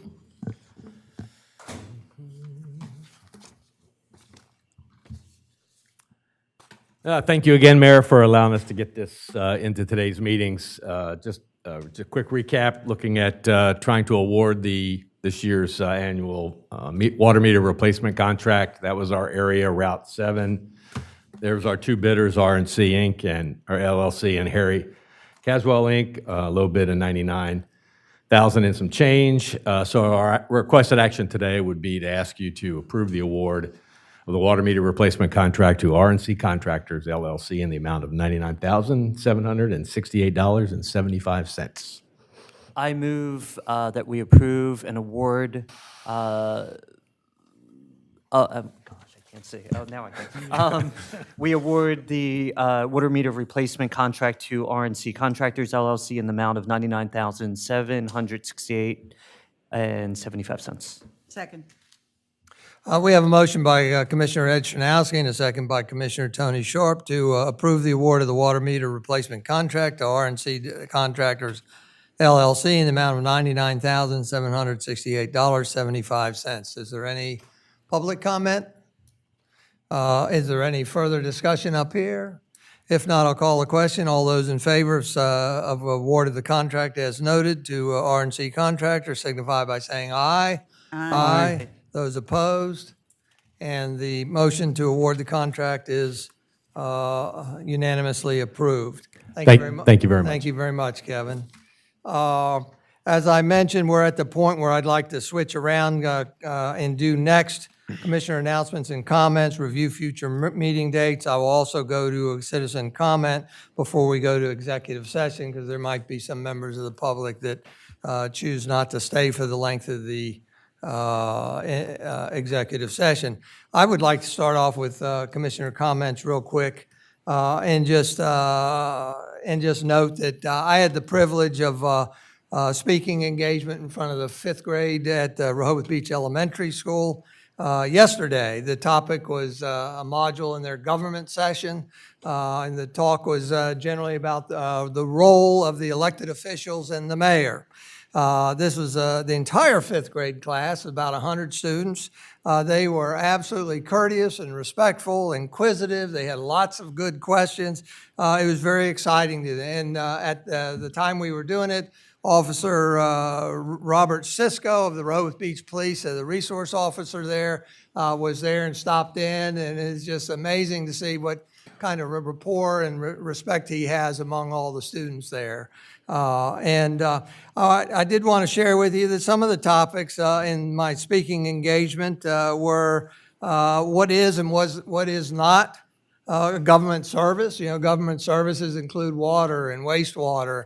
One of the questions was, what can we in the government in Rehoboth do about the high price of gasoline? And that's where we learned that some things is not a government service, that we don't have the ability to chair. But one of the things that we do in Rehoboth, as well as other governments, is we create laws. And we talked about creating laws, and we talked about how citizens can influence laws, in particular by speaking up.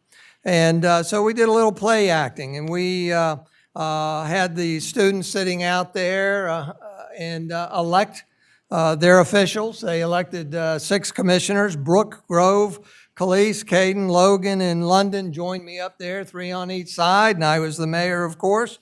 And we took up the question of, should Rehoboth Beach have a mascot? And the answer overwhelmingly was yes, we would have a mascot, and we eliminated horses and goats and all that, and it would be a dog mascot.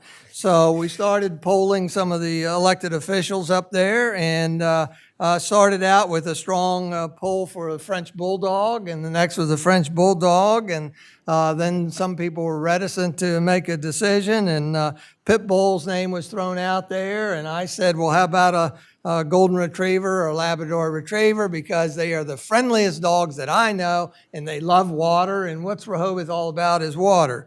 So we polled everybody, the elected officials, then we went to the public, right? All the student members of the public.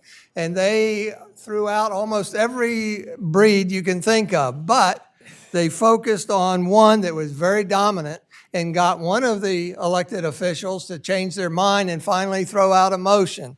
And that motion actually changed all our minds because of the power of the public.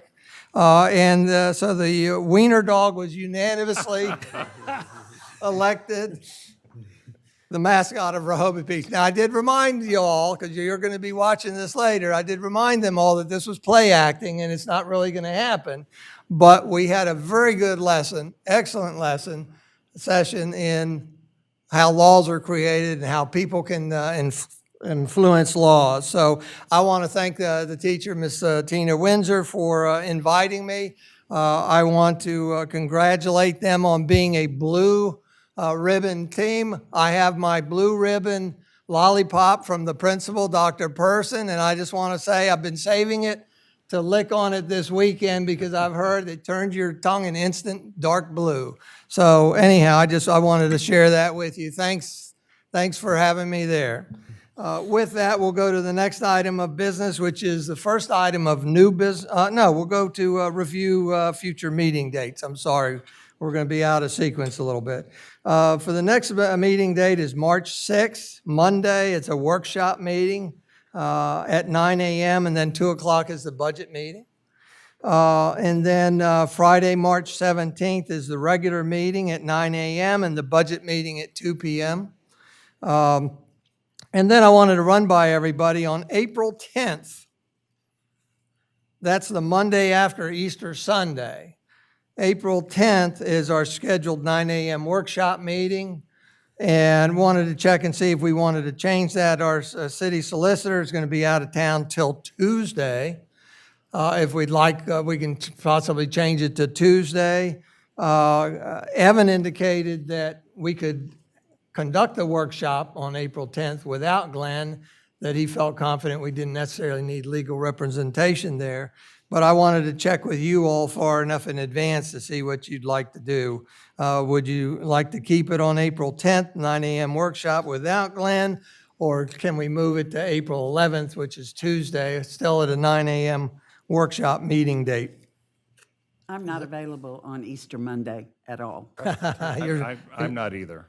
I'm not I'm available on the 10th. Would everybody check your calendar for Tuesday? That would be the easiest Tuesday thing. would be fine for me. Is that all right with everybody? Lawrence, is your calendar free? So we'll formally change the meeting date from April 10th, Monday, to Tuesday, April 11th, 9 a.m. And again, that's the workshop meeting for our April meeting. With that, I want to thank you, and we'll go to citizens. You have, you have a further comment? No, I was just going to ask if you were going to do citizen comment before we. Yeah, I want to go to citizen comment. Is there anybody that wants to speak up? Carolyn, come up, easiest to come up there and just state your name and relationship to the city, please. Hi, Carolyn Diefendorfer, city resident. I have just two questions. The trees piece,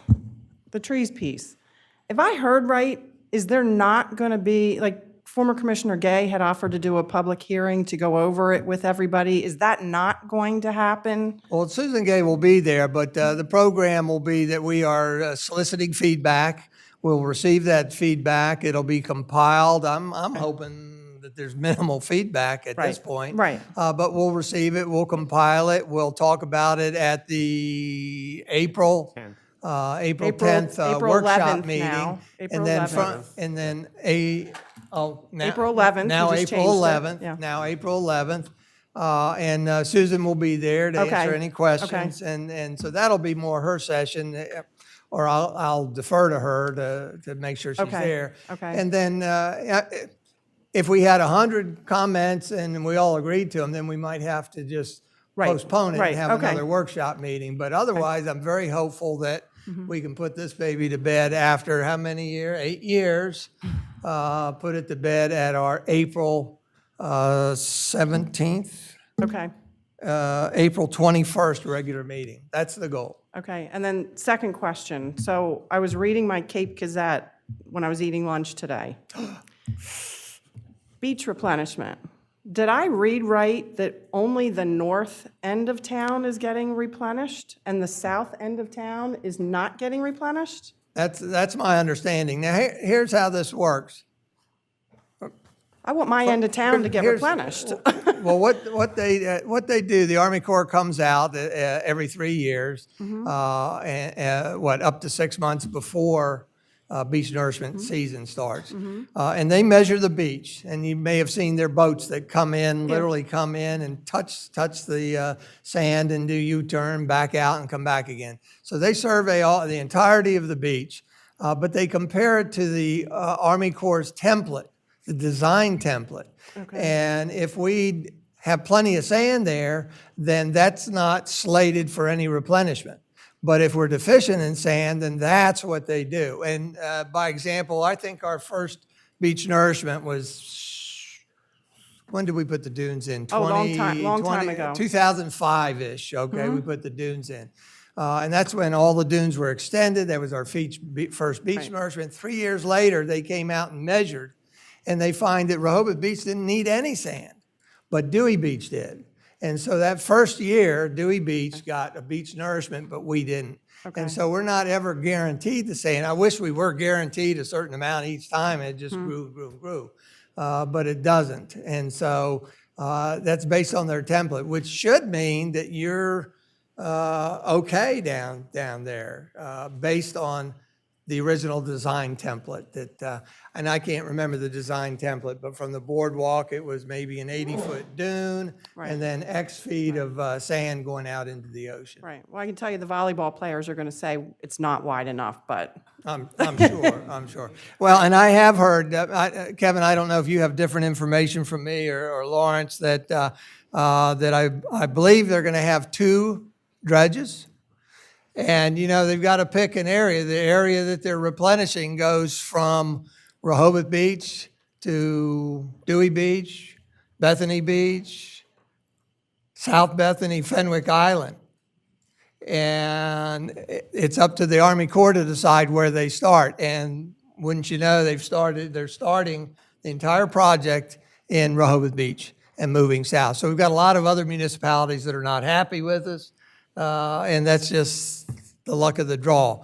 And by adding 2 dredges, it should mean that they get out twice as fast and hopefully are out before Memorial Day. Do you have any different information you want to share? So it's actually very good news for us overall. Do you want to share anything further? Nothing further. Thank you. Don't we often stop at the Star of the Sea when we go south with replenishment? It varies. This year at Rehoboth Avenue? It varies. And again, it's dependent upon the template, the design template. With that, thank you very much. There's no more members of the public that want to speak in citizen comment. We're going to go into new business. New business is an executive session to receive legal advice and opinion from the city solicitor regarding pending or potential litigation as permitted by 29 Del C, Section 10,004B4, otherwise known as the Freedom of Information Act, and for the purpose of discussing personnel matters in which the names, competency, and abilities of individual employees are discussed as permitted again by Freedom of Information Act, 29 Del C, Section 10,004B9, and for the person of discussing documents excluded from the definition of public record in 29 Del C, Section 10,002, including an investigatory file of the Rehoboth Beach Police Department as permitted by 29 Del C, Section 10,004B6. As you can understand, there are multiple topics here for us to talk about. The duration of the executive session, well, let's go into it, and then I'd like to give some explanations, because if nobody wants to go into it, then I don't have to read them.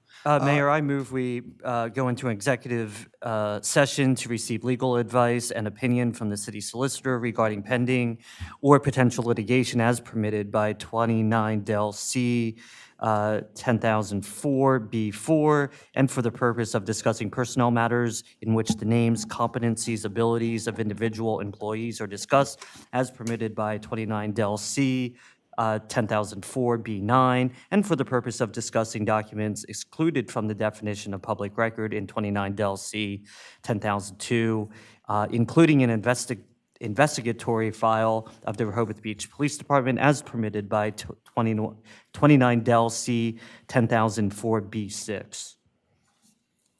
Second. We have a motion by Commissioner Ed Chernowski and a second by Commissioner Tim Bennett to go into executive session for the reasons stated in the agenda and also read aloud multiple times this evening. With that, is there any discussion? All those in favor signify by saying aye. Aye. Aye. Those opposed, and we will be going into executive session. I would like to give a couple notes real quick, and that is the duration of being in this executive session is unknown. We don't know how long it will take. There will be no actions taken inside executive session.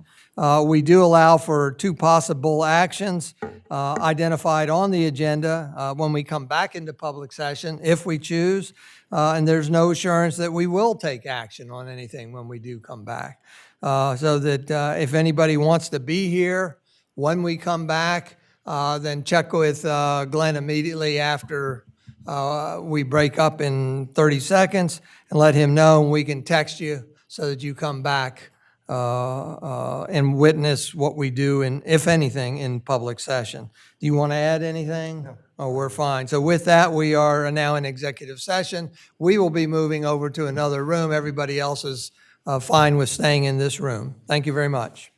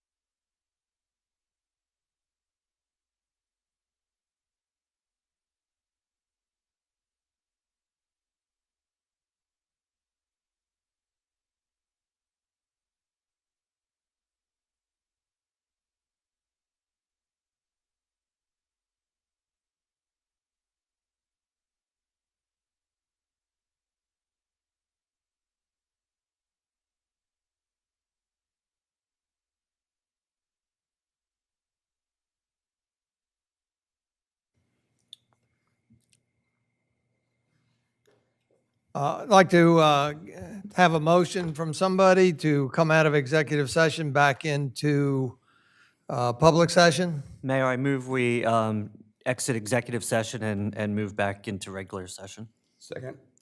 We have a motion by Commissioner Ed Shanowski and a second by Commissioner Jay Legree to come out of executive session back into public session. Is there any discussion? If not, all those in favor signify by saying aye. Aye. Aye. Now that we're back in public session, want to indicate that there will be no actions taken. And so this meeting is adjourned at 7:00 PM on the dot. Thank you very much. Thank you. Thank you. Okay. By the way. You did. I didn't mean to. You didn't. I take it back, I take it back. Yeah, you didn't.